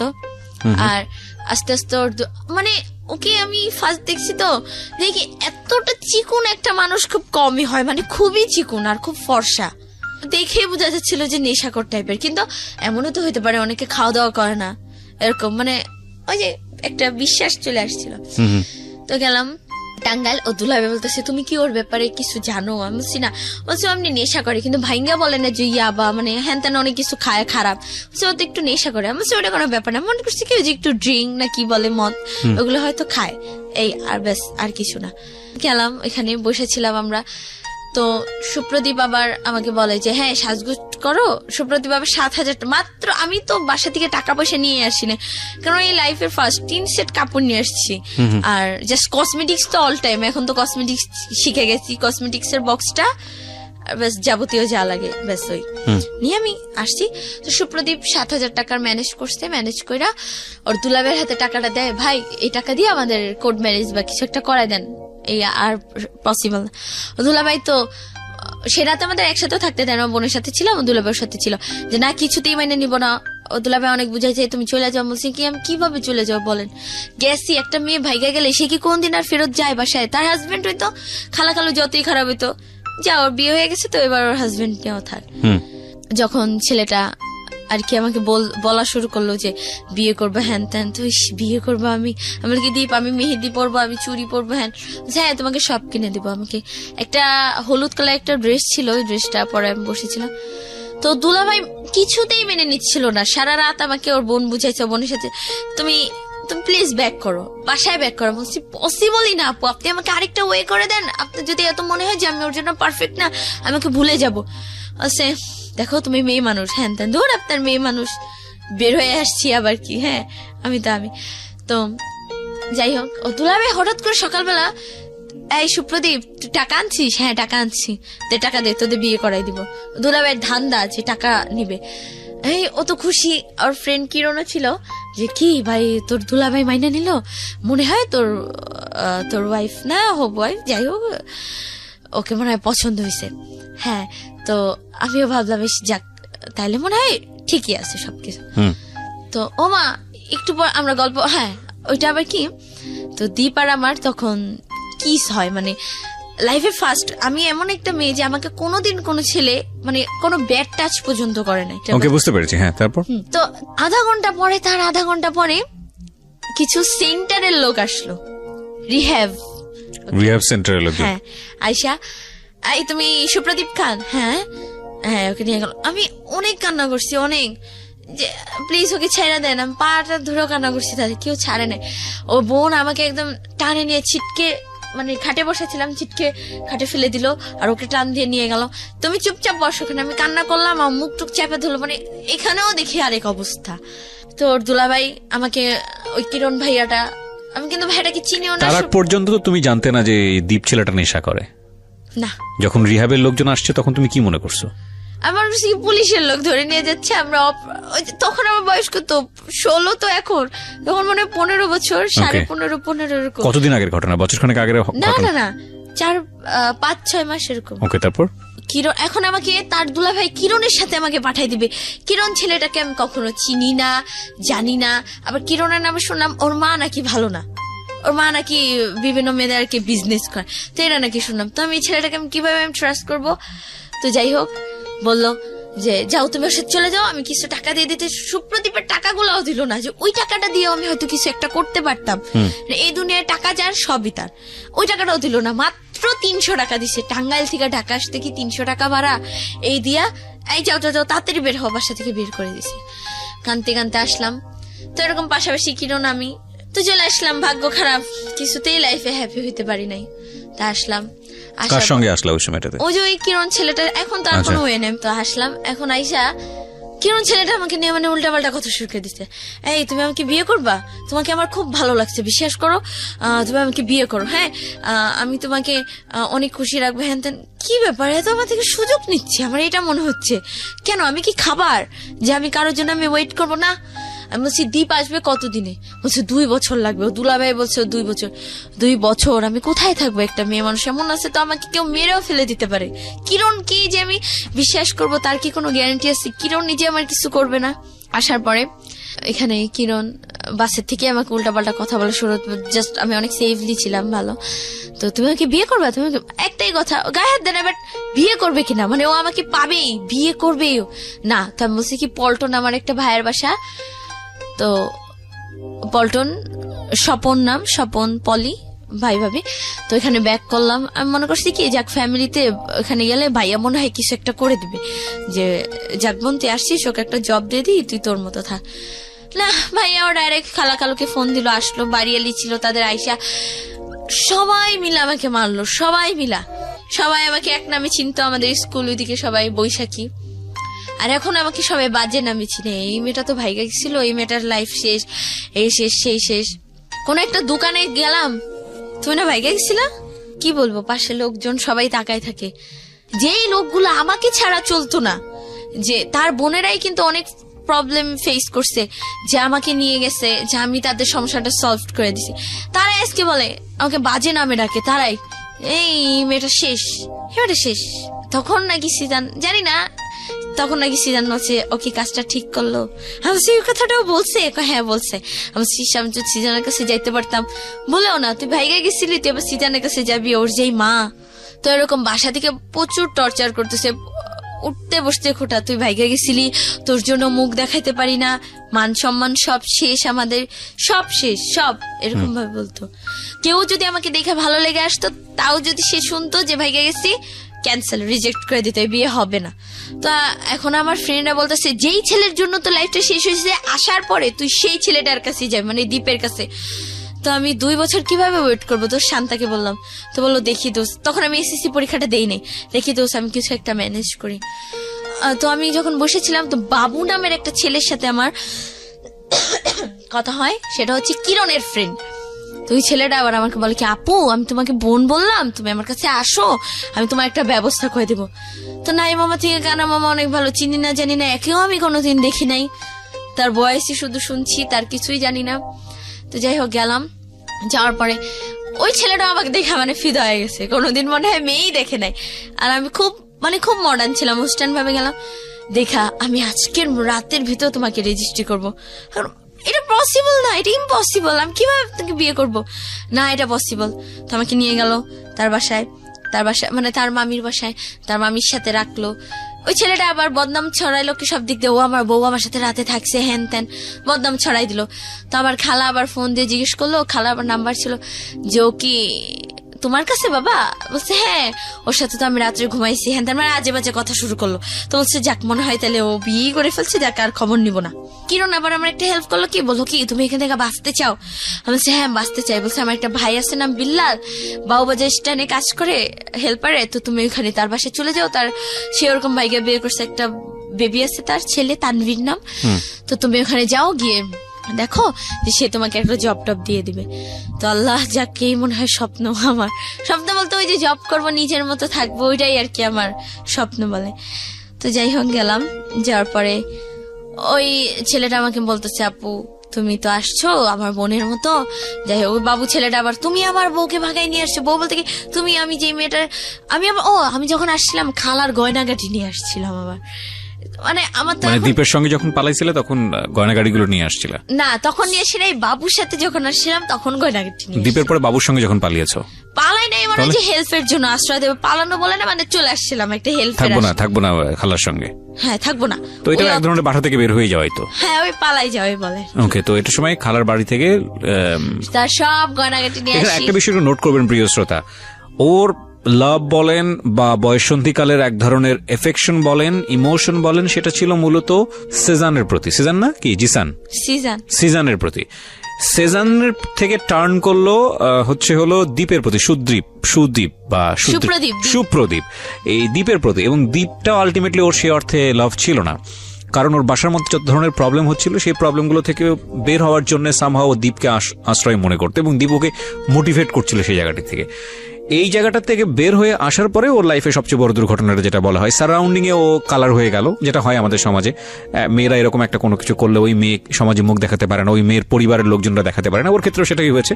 এবং তখনও এসকেপ করার চেষ্টা করছিল যে বাসা থেকে যেভাবেই হোক না কেন আমাকে বের হয়ে গিয়ে একটা মানে নিঃশ্বাস নেওয়ার মতো একটা জায়গায় থেকে আমাকে একটা সুন্দর জীবনযাপন, যদি আমি একটু হলেও নিঃশ্বাস নিতে পারি। তো সেই জন্য সে আরেকটা ছেলের হাত ধরলো, এবং সেই ছেলেটা মোটেও তার লাভ ছিল কিনা আমি জানি না, তবে ছিল কি না লাভ ছিল না। এবং সেই ছেলেটার কাছে যখন সে আসলো তখন সে খালার গয়নাগাটি সাথে করে নিয়ে আসলো। কত টাকার গয়নাগাটি বা কি নিয়েছিলে তুমি? 2 লাখ টাকার গয়না হবে। ওই গয়নাটার কথা শুনেই মানে ছেলেটা আরো পাগল হয়ে গেছে। মানে বিষয়টা দাঁড়ালো এরকম যে ওর খালার বাসায় কোন রকম তাও থাকতে পারতো, কিন্তু এই গয়না চুরির পরে সে যে থাকতে পারবে না বা তার অবস্থা যে আরো বেশি জটিল হবে এটা খুব সহজেই অনুমেয়। তো গয়না চুরি করে তুমি গেলা বাবুর কাছে, তারপর গয়না চুরি বলতে ওই যে নিয়ে গেলাম, যে এখন তো ওই ভাইটা বলছে আমাকে একটা আশ্রয় দেবে, হয়তো ওই গয়নাগাটি বিক্রি করে হয়তো কয়েকদিন নিজেকে চালাইলাম, তারপর যখন জব হয়ে যাবে বা কিছু একটা হবে, মানে আমার ধারণা ছিল ওরকম যে হবে, যে নিজেকে চালাইতে পারবো। তো ওই ছেলেটাই আরো চোরের উপরে বাটপারি আর কি বলে, ওই ছেলেটাই আর কি চাচ্ছে যে ফিটিং দেওয়া হলে আমার গয়নাগুলো নিয়ে যাবে। মানে এখন ছেলেটার টার্গেট আগে ছিলাম আমি, আমাকে তো পাই নাই, এখন মানে গয়নাগুলোর উপরে টার্গেট, গয়নাগুলোর জন্য আর কি আমি পিছে ছাড়তেছে না। এখন এই গয়না দেখে আমাকে বিল্লাল বউ আর কি নাকি আশ্রয় দিছে, এটা আমি জানছি। তো দেয়, এখন তাদের লোভ, আমার খালার 2টা বালা ছিল, চেন, মোটামুটি অনেক কিছুই ছিল, 2 লাখ টাকার গয়না। তো এসবের প্রতি সবার মোটামুটি নজর পড়ে যায়, কিরণের নজর পড়ে যায়। কিরণ তখন আবার বলে কি কিরণ তখন আবার ওর ভাইকে ওভারটেক করে আবার সে আগের মতো আমি তোমাকে বিয়ে করব, দেখো আমি তোমাকে এখন একদম রেলি বিয়ে করবো। আমি বলছি তাহলে তখন রেলি বিয়ে করতে চাও নাই? ও তখন যে সিএম দিয়ে, আর এখন যাচ্ছি মন থেকে। আমি বলছি তখনও যখন চাও না এখনো চাও না, এটা পসিবল না। তো যাই হোক, এখন তো ওই ভাইটাও বলতেছে এখন বোন তুমি কি করবা, ওই ছেলেটা তো সবে তোমাকে ডিস্টার্ব করতেছে, তাদের গ্রামের বাড়ি হচ্ছে বিক্রমপুর, চলো আমি তোমাকে বিক্রমপুর নিয়ে যাই, তুমি আমার ওখানে আমার বোন আছে তার সাথে তুমি কয়েকদিন থাকো। আমার এখানে নিয়ে যাই, তার এক মামাতো ভাই আবার আমাকে পছন্দ করে, এখন ভাবতেছে এই যে এই গয়নাগুলা নিতে পারবে সে, আবার ওই মামাতো ভাইও মানে আমাকে বিয়ে করার বদলে তাকে অনেক কিছু আর কি দিতে চাইছে। তো সেই লোভে সে তার কাছে বিয়ে দিয়ে দিবে। ছেলেটা দেখতো অতটা ভালো কি, আমি ছেলেটাকে চিনিও না, সে আমার সম্বন্ধে জানে। আমিও বলতেছি কি সে জানবে আমার ব্যাপারে, কি সব আমি গোপন রাখবো, কিচ্ছু জানবে না। এটা কি কখনো হয় সবকিছু গোপন রেখে? আমি বলছি না, এটা সম্ভব না। যদি জানে, আমি যদিও ছেলেটাকে আমি বিয়ে করি, আমার সংসার একদম ডেফিনেটলি ভাঙা যাবে। বলছে না ভাঙবে না। তো যাই হোক আমি অনেক জোর জবরদস্তি এখান থেকে আসি।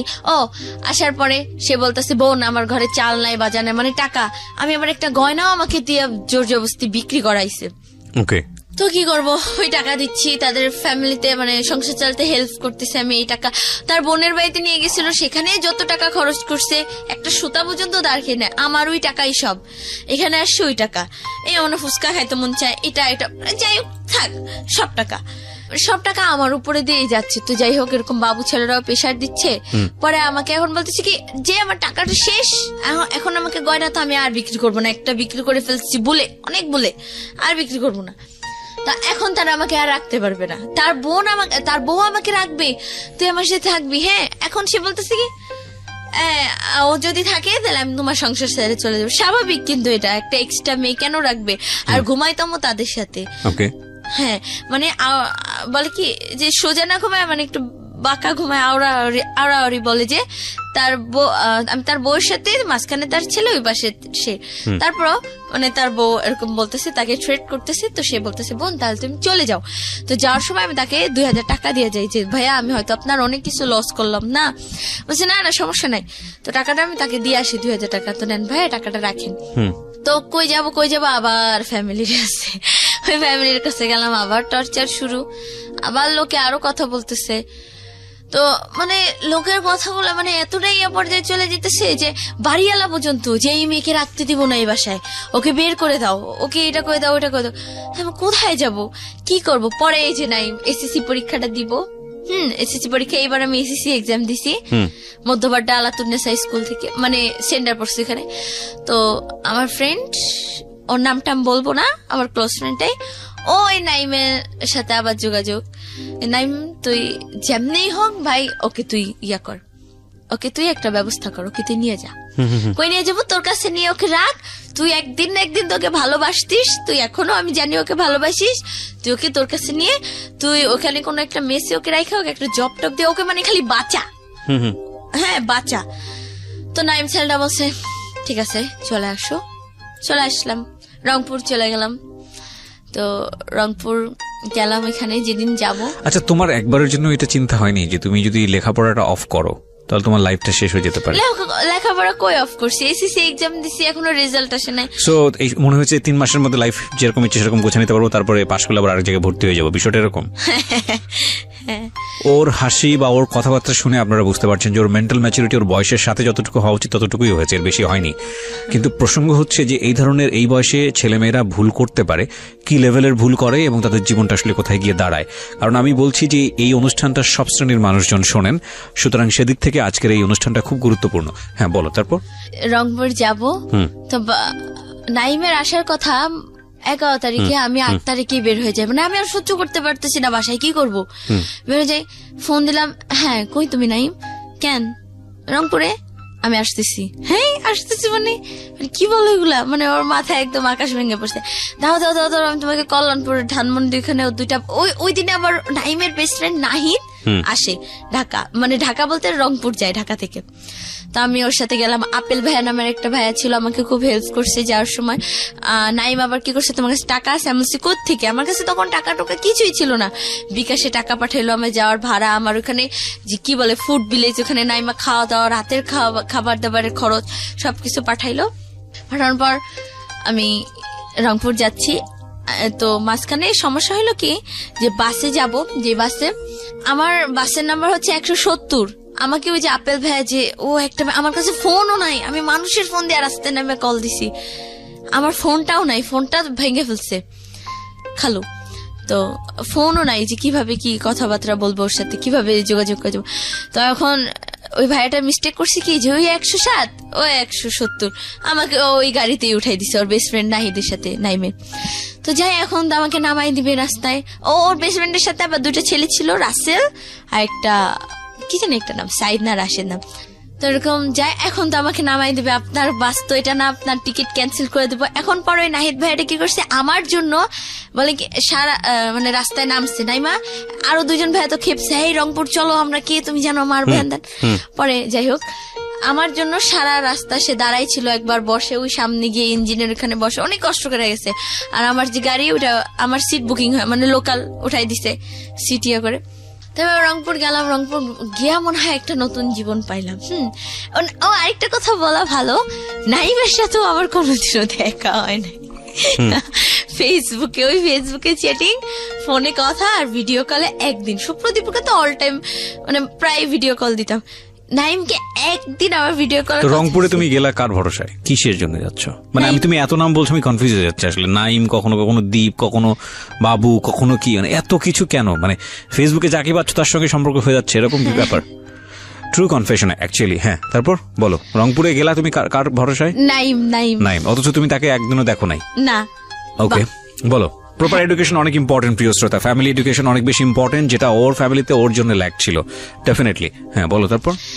তো আমি মানে বাস থেকে নামলাম, নামার পরে দেখলাম নাইম।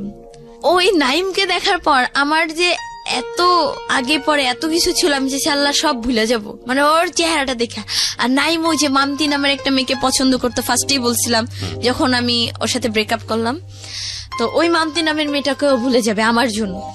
তো নাইম ছেলেটা কি মানে খুব শৌখিন ছিল, ও কক্সবাজার এখানে সেখানে ঘুরবে, কিন্তু ওই টাকাও জমাইছিল। নাইম আবার বেকার ছিল, বাট মানে হাত খরচ দিত ফ্যামিলি থেকে ভালোই। তো নাইম আমাকে মেসে রাখলো, রাখার পর ভাবতেছে যে জব দিয়ে দিবে, নাইলে ওই একটা জব করে আমাকে চালাবে। হ্যাঁ, নাইম আমাকে বিয়ে করবে, আমিও খুব রাজি, মানে আমিও রাজি। যা এবার আমি একদম মন থেকেই যাচ্ছি যে কাউকে বিয়ে করব, সে হচ্ছে নাইম। মানে মন থেকেই, মানে মনে হলো কি যে আমার ফার্স্ট লাভ যদি সিজান হয়, তাহলে আমার লাইফের সেকেন্ড লাভটা হলো নাইম। তো যাই হোক, নাইম আমাকে মেসে রাখলো। তো ওইখানে কারমাইকেল যে ক্যাম্পাস, রংপুরে কারমাইকেল ক্যাম্পাসে সারাদিন ভাইয়াদের সাথে ছিলাম, তৌকির ভাইয়া, সাগর ভাইয়া, মানে ওইখানে গেলাম কি মানে সব খুলে কি আমি মনে করছি কি আমার যে ফ্রেন্ডটা, ওকে হয়তো সব বলছে আর কি, যে ফ্রেন্ডটা আর কি ওর মাধ্যমে লাইন করে দিছে, শান্তা আর কি, ও হয়তো বলছে, কিন্তু না, ও শুধু এটুকু বলছে ও বাইকে গেছে একবার, হ্যান তেন, হ্যাঁ বিয়ে হয় না এটা তো জানি, মানে এত কিছু বলে দিচ্ছে, এত কিছু হয়ে গেছে, ভাঙ্গা বলে নাই। তো আবার বলছে কি, থাক আমার ফ্রেন্ডদেরকে এত কিছু বলা লাগবে না, শুধু এটাই বলবো তোমার ফ্যামিলি থেকে একটু টর্চার করতো, তুমি লাইফের ফার্স্ট কারোর সাথে ভাইগা আসছো, সেটা হলাম আমি নাইম। এটা, আর আমি তোমাকে বিয়ে করবো 6 মাসের মধ্যে, তোমাকে আমি খালি ডিপ্লোমাটা শেষ করে বিয়ে করবো। তো আমিও খুব খুশি যে যাক, এখন মনে হয় একটা পারফেক্ট ছেলে পাইলাম এখন।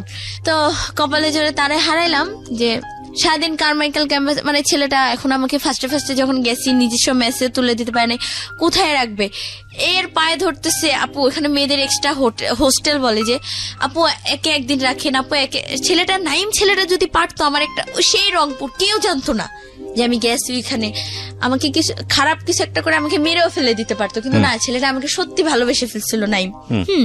এদিকে হলো কি, ওই সুপ্রদীপ ছেলেটা যে চলে আসলো রিহ্যাব থেকে, 3 মাস পরে আসলো। আইসা ওই যে আমাদের যে গ্রুপে মিট হইছে, ওই গ্রুপ থেকে আমার নাম্বারটা নিল নাইম, আবার আমাকে যে নাম্বারটা দিছে, ওই নাম্বারটা আবার বলছে যে ওই নাম্বারটা তুমি কাউকে দিও না, কিন্তু ওই যে বেস্ট ফ্রেন্ড বিজয় নামের আমার একটা বেস্ট ফ্রেন্ড ছিল, ওকে দিলাম। তো ওরা বুঝতে পারে না, ওরা ফান করে নাম্বারটা গ্রুপে দিয়ে দিছে। তো আমাকে ফোন দিয়ে, হ্যাঁ তুমি জানো নাইমের আইডি আমি জানি, নাইমকে আমি সব বলে দেবো, মানে থ্রেট দিতেছে যে আমাদের বিয়ে হয়েছে। আমি বলছি কই আমাদের বিয়ে হয়েছে, আমাদের তো বিয়ে হয় না। আমি বলবো, ছেলে মানুষের মন বুঝো তো, জেলাস ফিল হবে, তোমাকে ছেড়ে দিবে, ভালো লাগবে। তখন আমি নাইমকে বললাম, নাইম আবার ওই এডিক্টেড মেয়েটার সাথে আমাকে রাখতেছে, মেয়েটার বিহেভিয়ার, মানে আমি চাচ্ছিলাম কি যে এখন একটা খোলামেলা একটা জীবন, যে এখন আমার লাইফে কোনো শাসন থাকবে না, মানে কোনো পেইন থাকবে না, কোনো প্যারা থাকবে না, একদম সিম্পলি একটা স্বাভাবিক একটা মেয়ের লাইফটা যেমন হয় সেরকম। মানে 1-2 মেসে রাখলো, পরে আর দেখতেছে আর মেসে রাখাটা পসিবল হচ্ছে না নাইম। পরে ওই এডিক্টেড মেয়েটা একটা বাসা ভাড়া নিয়ে থাকলো। মানে কি বলবো, ওই মেয়েটার সাথে যখন আমি রাত্রে ছিলাম, নাইম আমাকে রেখে আসলো। ওই মেয়েটা, তার হাজবেন্ড বাইরে থাকে, সে রাতে একটা ছেলে ডাকে আনছে ঘরে, তার সাথে আমার সামনে উল্টাপাল্টা শুরু। এখন আমার তো ফোন নাই, এখন আমি কি করবো, আমি বলতেছি কি আপু, এখন আমার ঘরে থেকে যে বের হবো, তাও আমি কি বলবো, আবার বলতেছি কি, আরে না ও ডোন্ট মাইন্ড, আরে ওই মাইন্ড করবো না, কি হয়েছে তাতে, এগুলা বলতেছে। আমি বলতেছি কি আপু আপনার কি কোনো স্মার্টফোন আছে, বলছে হ্যাঁ। আমি একটু দেন না, মানে এখন আমি ওইদিক ঘুরে টাইমটা পাস করতে হবে। পরে আমি যাই হোক ফোন নিয়ে ওইদিক ঘুরা, যাই হোক ফোন টোন টিপাইলাম আমি কিছুক্ষণ, তারপর যখন পরে ছেলেটা চলে গেল, পরে আমি আর কি বলবো, মেয়েটার সাথেই ঘুমাইলাম রাত্রে, ওই ছেলেটা চলে গেল। সকালে উঠে নাইমকে বলি, নাইম তো চোখ না, ও আমার ফ্রেন্ড, দেখো এখন ওর সাথেই তোমাকে থাকতে হবে, দেখো তুমি হালকা ওর সাথে কাজ টাজ করবা, তোমার খালার ওখানে থাকলে কি তুমি পেনে ছিল না, তাইলে তুমি এখান থেকে এখানে ভালো আছো না। ও আমারটা বুঝতেছে না, ও বলতেছে তুমি হয়তো এখানে ভালো আছো।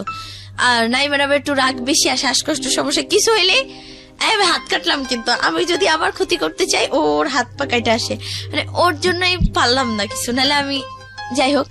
পরে আমি মেয়েটার সাথে আমি কিছুতেই থাকবো না, আর সুপ্রদীপ আইসাও থ্রেট দিতেছে। পরে আমি নাইমকে বললাম কি, নাইম এরকম এরকম সুপ্রদীপের সাথে আমার বিয়ে হয়েছে। বল কি? নাইম মানে তো স্টক করে একদম, কি? আমি বলছি হ্যাঁ সুপ্রদীপের বিয়ে হয়েছে, আমি চলে যাবো। বদনাম যে ওর সাথেই গেছিলাম, থাকা ওর সাথেই চলে যাই।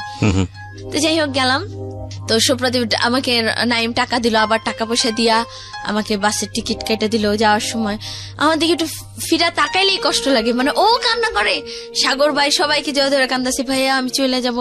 সবাই এখন তো সবার কাছে যে হাইডে রাখছে ব্যাপারটা, যে বলা যাবে না ওর এত কাহিনী।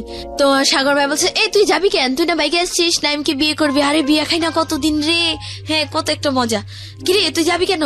আমি বলছি সাগর ভাই আমার না যাইতে হবে, আমার ফ্যামিলির কথা মনে পড়ছে। মিনাজ ভাই জিজ্ঞেস করতেছে, এই তুমি আরে আনছো কেন, হ্যাঁ একটা মেয়ে আনছো, এখন তুমি পাঠাই দিতেছো নাইম রে, ভুল বলছে। না বলে থাক ভাই ও যাক। গেলাম ঢাকায় গেলাম, আর সুপ্রদীপ বলতেছে তুমি আমার কাছে আবার তুমি আমার কাছে চলে আসো, আমি তোমার সব খরচ দিব, আমি তোমাকে বিয়ে করব। গেলাম, রংপুর থেকে ঢাকা আসতে অনেক টাইম লাগে, 8-9 ঘন্টা। রাতে 11টার গাড়িতে উঠছি, সকাল 9টার সময় নামছি গাড়ি থেকে, পুরাই টায়ার্ড। আসলাম আবার বাবুবাজার আসলাম, বাবুবাজার আসা দীপকে ফোন দিলাম, দীপ কই তুমি? আসলো, আচ্ছা বলে কি আমি তো তোমাকে শুধু দেখতে চাইছিলাম, আমি তো তোমাকে আনতে চাইনি। এটা একটা কথা, এটা একটা কথা দীপ। আচ্ছা হ্যাঁ কি, আমি তোমাকে শুধু আনতে চাইছি, মানে দেখতে চাই, আমি তোমাকে আনতে চাই নাই তো। ও নগদ পোল্টি, কি করব এখন? আমার তখন এমন কেউ নাই আমি তাকে ফোন দিয়ে বলবো ভাই আমাকে একটু আশ্রয় দেন কোথাও। হ্যাঁ আশ্রয় কেন দিবে না, আমি একটু যুবতী মেয়ে, দিবে কিন্তু ওই যে সুযোগে সৎ ব্যবহার করার জন্য সবাই। তো এই কথাগুলো ভাবি কার কাছে যাব। আবার নাইমকে আমি ফোন দিয়ে বললাম, নাইম বলে কি তুমি সোজা তুমি চলে আসো রংপুর। হ্যাঁ নাইমের এক কথা, তুমি রংপুর চলে আসো, আমি তোমাকে ওই ছেলের এখন সুপ্রদীপ বলে কি, আমি না তোমাকে একা ছাড়বো না, আমিও না তোমার সাথে রংপুর যাবো, টাকাটা কি ওর বাবা দিবে? হ্যাঁ এমন একটা অবস্থা। আবার নাইম এক্সট্রা আবার টাকা পাঠালো, 500 টাকা করে টিকিট, আবার এক্সট্রা টাকা পাঠালো, ও আসবে ঠিক আছে আসুক।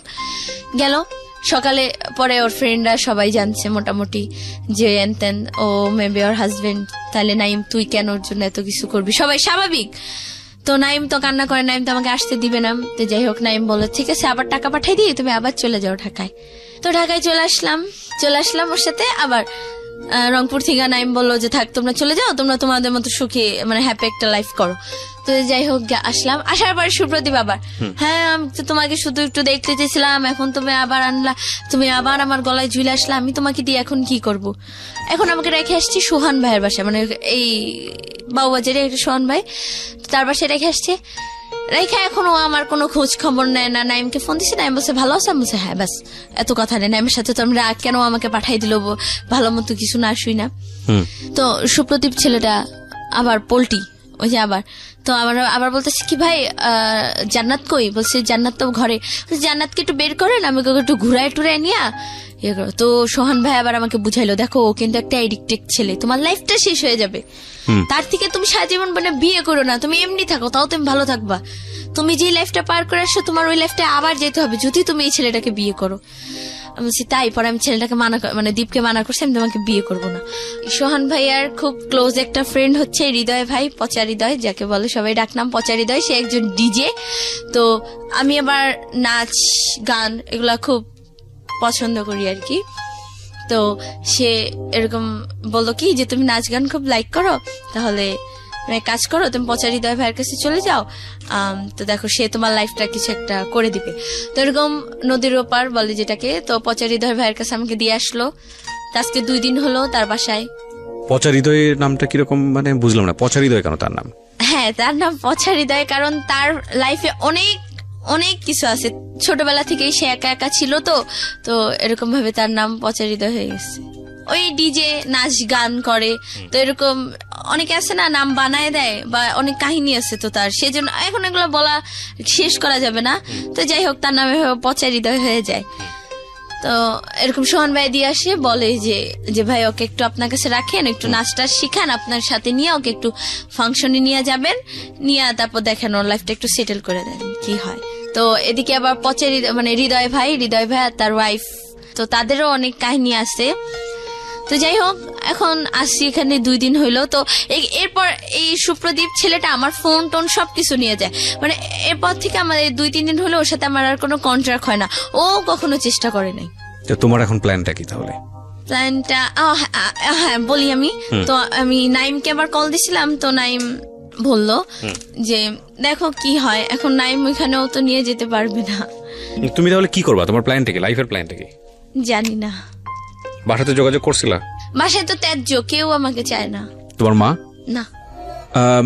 প্রিয় শ্রোতা, 16 বছরের জীবনের যে গল্পটা এখানে আপনারা শুনলেন, এই রকম গল্প সমাজে খুব বিরল না, এবং এই গল্পে আমাকে নতুন করে বলার কিছুই নেই যে ওর এই জীবনের পেছনে দায়ী আসলে কে। তবে এটা ঠিক যে ও যে পরিবেশে বড় হয়েছে সেই পরিবেশ অনেকখানি দায়ী, আর এই পরিবেশেও যে ছেলেমেয়েরা ভালো থাকে না বিষয়টা এরকম না। তবে এটা ঠিক যে আমি কয়েকটা প্রশ্ন আমি তোমাকে করতেই চাই। একটা হচ্ছে যে তুমি যে অবস্থার মধ্যে আজকে এসছো, যে তোমার কোনো ভবিষ্যৎ জানো না, 16 বছর বয়স তোমার, এবং আমরা তোমার ভবিষ্যৎ নিয়ে খুব আতঙ্কিত, চিন্তিত। বাংলাদেশের সামাজিক অবস্থায় একটা মেয়ে 16 বছর বয়সে কোথায় থাকবে, কি করবে না করবে, যার কোনো ঠিক ঠিকানা নাই, তার অবস্থান কোথায় হবে ভবিষ্যতে, সেটা ভালো কিছু আমাদের মনে করা, আমাদের জায়গাটা থেকে, আমাদের পারিপার্শ্বিকতা যা বলে সেটা, সেই অবস্থা আসলে আমাদের মন থেকে আসছে না। মানে আমি যেটা বলতে চাচ্ছি যে আমরা ভালো কিছু মনে করতে পারছি না। কিন্তু তোমার এই অবস্থার জন্য মূলত দায়ী দুজনই আমি মনে করি। একটা যেটা হচ্ছে যে ভুল তুমি বারবার করতে পারো না। ভুল একবার হতে পারে, 2বার হতে পারে, 3বারের বার ভুল আর ভুল থাকে না, সেটা অপরাধ হয়ে যায়। তুমি বহুবার ভুল করেছো, আমি যেটা মনে করি। তবে এই ভুলের মধ্যে তোমাকে ঠেলে দেওয়া হয়েছে, তোমার ফ্যামিলি তোমাকে ঠেলে দিয়েছে, এবং তোমার খালু তোমার কথা যদি বিশ্বাস করে নেই, তারা যে অবস্থার মধ্যে তোমাকে রেখেছে সেটা তোমার জন্য কাঙ্ক্ষিত না, এবং সেটার জন্য তুমি ফ্যামিলির থেকে স্কেপ করাটাও উচিত হয় নাই। কারণ তুমি মনে করেছো যে পরিবার থেকে বের হয়ে একটু সুখ খুঁজে নেই মানুষের মধ্যে। সেই সুখটা তো পরিবারের চেয়েও জঘন্যতম অবস্থা হচ্ছে চারপাশের পরিবেশ। কারণ সবাই এখানে ইন্টারেস্ট খুঁজবে, কেউ তোমার পয়সার কথা চিন্তা করবে, কেউ তোমার রূপের কথা চিন্তা করবে, কেউ তুমি নিজেই সেটা বুঝেছো, এবং বোঝার পরেও তোমার ঘর থেকে বের হওয়াটা ঠিক হয়নি। এটুকুই বলবো। তোমার খালু যদি আজকের এই অনুষ্ঠানটা শুনে থাকে, তাহলে তাদেরকে অনুরোধ করতে পারি আমাদের লাখ লাখ শ্রোতাদের পক্ষ থেকে, যে না, তোমার প্রতি যেন অবিচার না করা হয়। কারণ তোমার বয়সে তুমি ভুল করতেই পারো, 16 বছর বয়স মাত্র তোমার, কিন্তু তাদের ভুল করাটা উচিত হয়নি। তোমাকে এই বয়সে ত্যায্য করাটা উচিত হয়নি, এবং ত্যায্য করার কোনো সিস্টেম আমি যত জানি বাংলাদেশের আইনে এটা নাই। ত্যায্য করার বিষয়টাই নাই বাংলাদেশের আইনে। সো তুমি যদি এখন থানাতে পুলিশের কাছে যাও, নিয়ে যদি বলো যে আমি একটা সেফ কাস্টাডি চাই, কিংবা তুমি যদি বলো যে আমার যে পরিবারে আমি বড় হয়েছি, আমার প্রপার অধিকার আছে সেখানে করার, পুলিশ তোমার জন্য সে ব্যবস্থা নিতে পারে। এবং বাংলাদেশের এরকম অসংখ্য মানবাধিকার সংগঠন আছে যাদের কাছে গিয়ে তুমি তোমার সুন্দরভাবে বড় হয়ে ওঠার জন্য যে এই দাবিটুকু করার, সেটা তুমি করতে পারো। তবে আমি নিশ্চিত নই যে তারা তোমাকে আদৌ সেই সুন্দর ভবিষ্যৎ দিতে পারবে কি পারবে না। তবে তাওয়াক্কাল তু আলাল্লাহ সবসময় পজিটিভ মনে করাটাই উচিত। নিশ্চয়ই যিনি তোমাকে দুনিয়াতে পাঠিয়েছেন, আমি ধর্মভীরু মানুষ হিসেবে তোমাকে এতটুকু বলতে পারি, তিনি তোমার রিজিক নির্ধারণ করেই পাঠিয়েছেন। তবে কোনো ভুল না করাটাই উচিত হবে এরপরে। তুমি যে অবস্থায় আছো না কেন, যার কাছে আছো না কেন, সে ভালো মানুষ হোক, তোমার প্রতি ভালো আচরণ করুক, সেটা আমি চাইবো। কিন্তু এটা ঠিক যে এর চেয়েও ভয়ানক কিছু হতে পারে তোমার জীবনে। তুমি সে রাস্তাতেই পা বাড়িয়েছ, এবং সে ভয়ানক কিছুটা যাতে না আসে সেজন্যই আজকের এই সিক্রেটসে তোমাকে আমি তুলে ধরলাম। আমি শুধু একটা কথাই বলি, যত অবস্থায় খারাপ হোক না কেন, যতই হোক না কেন, পরিবার একটা ছেলে মেয়ের বড় হওয়ার শেষ আশ্রয়স্থল। পরিবারের জায়গাটাকে ঘোলাটে করে কোনোভাবেই এমন কোনো সিদ্ধান্ত নেওয়া উচিত না যতক্ষণ না পর্যন্ত আপনি নিজের পায়ে দাঁড়াতে পারছেন, যতক্ষণ না পর্যন্ত আপনার নিজেকে নিজে বিয়ার করার মতো ক্যাপাবিলিটিস আছে, ততক্ষণ পর্যন্ত পরিবারকে বর্জন করে এমন কোনো সিদ্ধান্তই নেওয়া উচিত না যেটা আপনাকে বিপদের মুখে ঠেলে দেবে। মেয়ে হলে তো আরো বেশি বিপদ, আমাদের সামাজিকতা সেটাই বলে। প্রিয় শ্রোতা, আজকের এই সিক্রেটসের আমরা আজকে জান্নাতকে বা বৈশাখীকে তুলে ধরলাম। আমরা বিশ্বাস করি অনেক বৈশাখী হয়তো বা আজকের এই গল্পটা শোনার পরে নিজেদেরকে শুধরে নেবে, এবং বৈশাখীকে যারা বড় করছেন তাদের ফ্যামিলিতে যদি বৈশাখীর মতো হয়ে থাকে, আমাদের আজকের বৈশাখীর মতো, তার প্রতি প্রপার জাস্টিস করুন। কারণ আপনারা মনে করতে পারেন যে ও একটা ছোট বাচ্চা, ওর আচরণ কেন এরকম হবে। এখানে অবশ্যই মনে রাখা উচিত সব বাচ্চার আচরণ একরকম হয় না, এবং প্রত্যেকটা বাচ্চার মধ্যেই ভালো মন্দ গুণাবলী আছে। অনেক সময় দেখবেন ওদের আচরণ পছন্দনীয় হচ্ছে না, কিন্তু আপনি অবাক হয়ে যাবেন যার আচরণ পছন্দ হচ্ছে না তার যদি ভালো গুণগুলো জানেন। সো ফাইন্ড আউট করার চেষ্টা করুন যে ওদের মধ্যে ভালো গুণটা কি আছে এবং সেটাকে পেট্রোনাইজ করুন। সো আজকের মধ্যে এখানে শেষ করছি প্রিয় শ্রোতা। আগামী রবিবার রাত 11টায় আমার সঙ্গে আবারও দেখা হবে। সে পর্যন্ত সবাই অনেক ভালো থাকুন।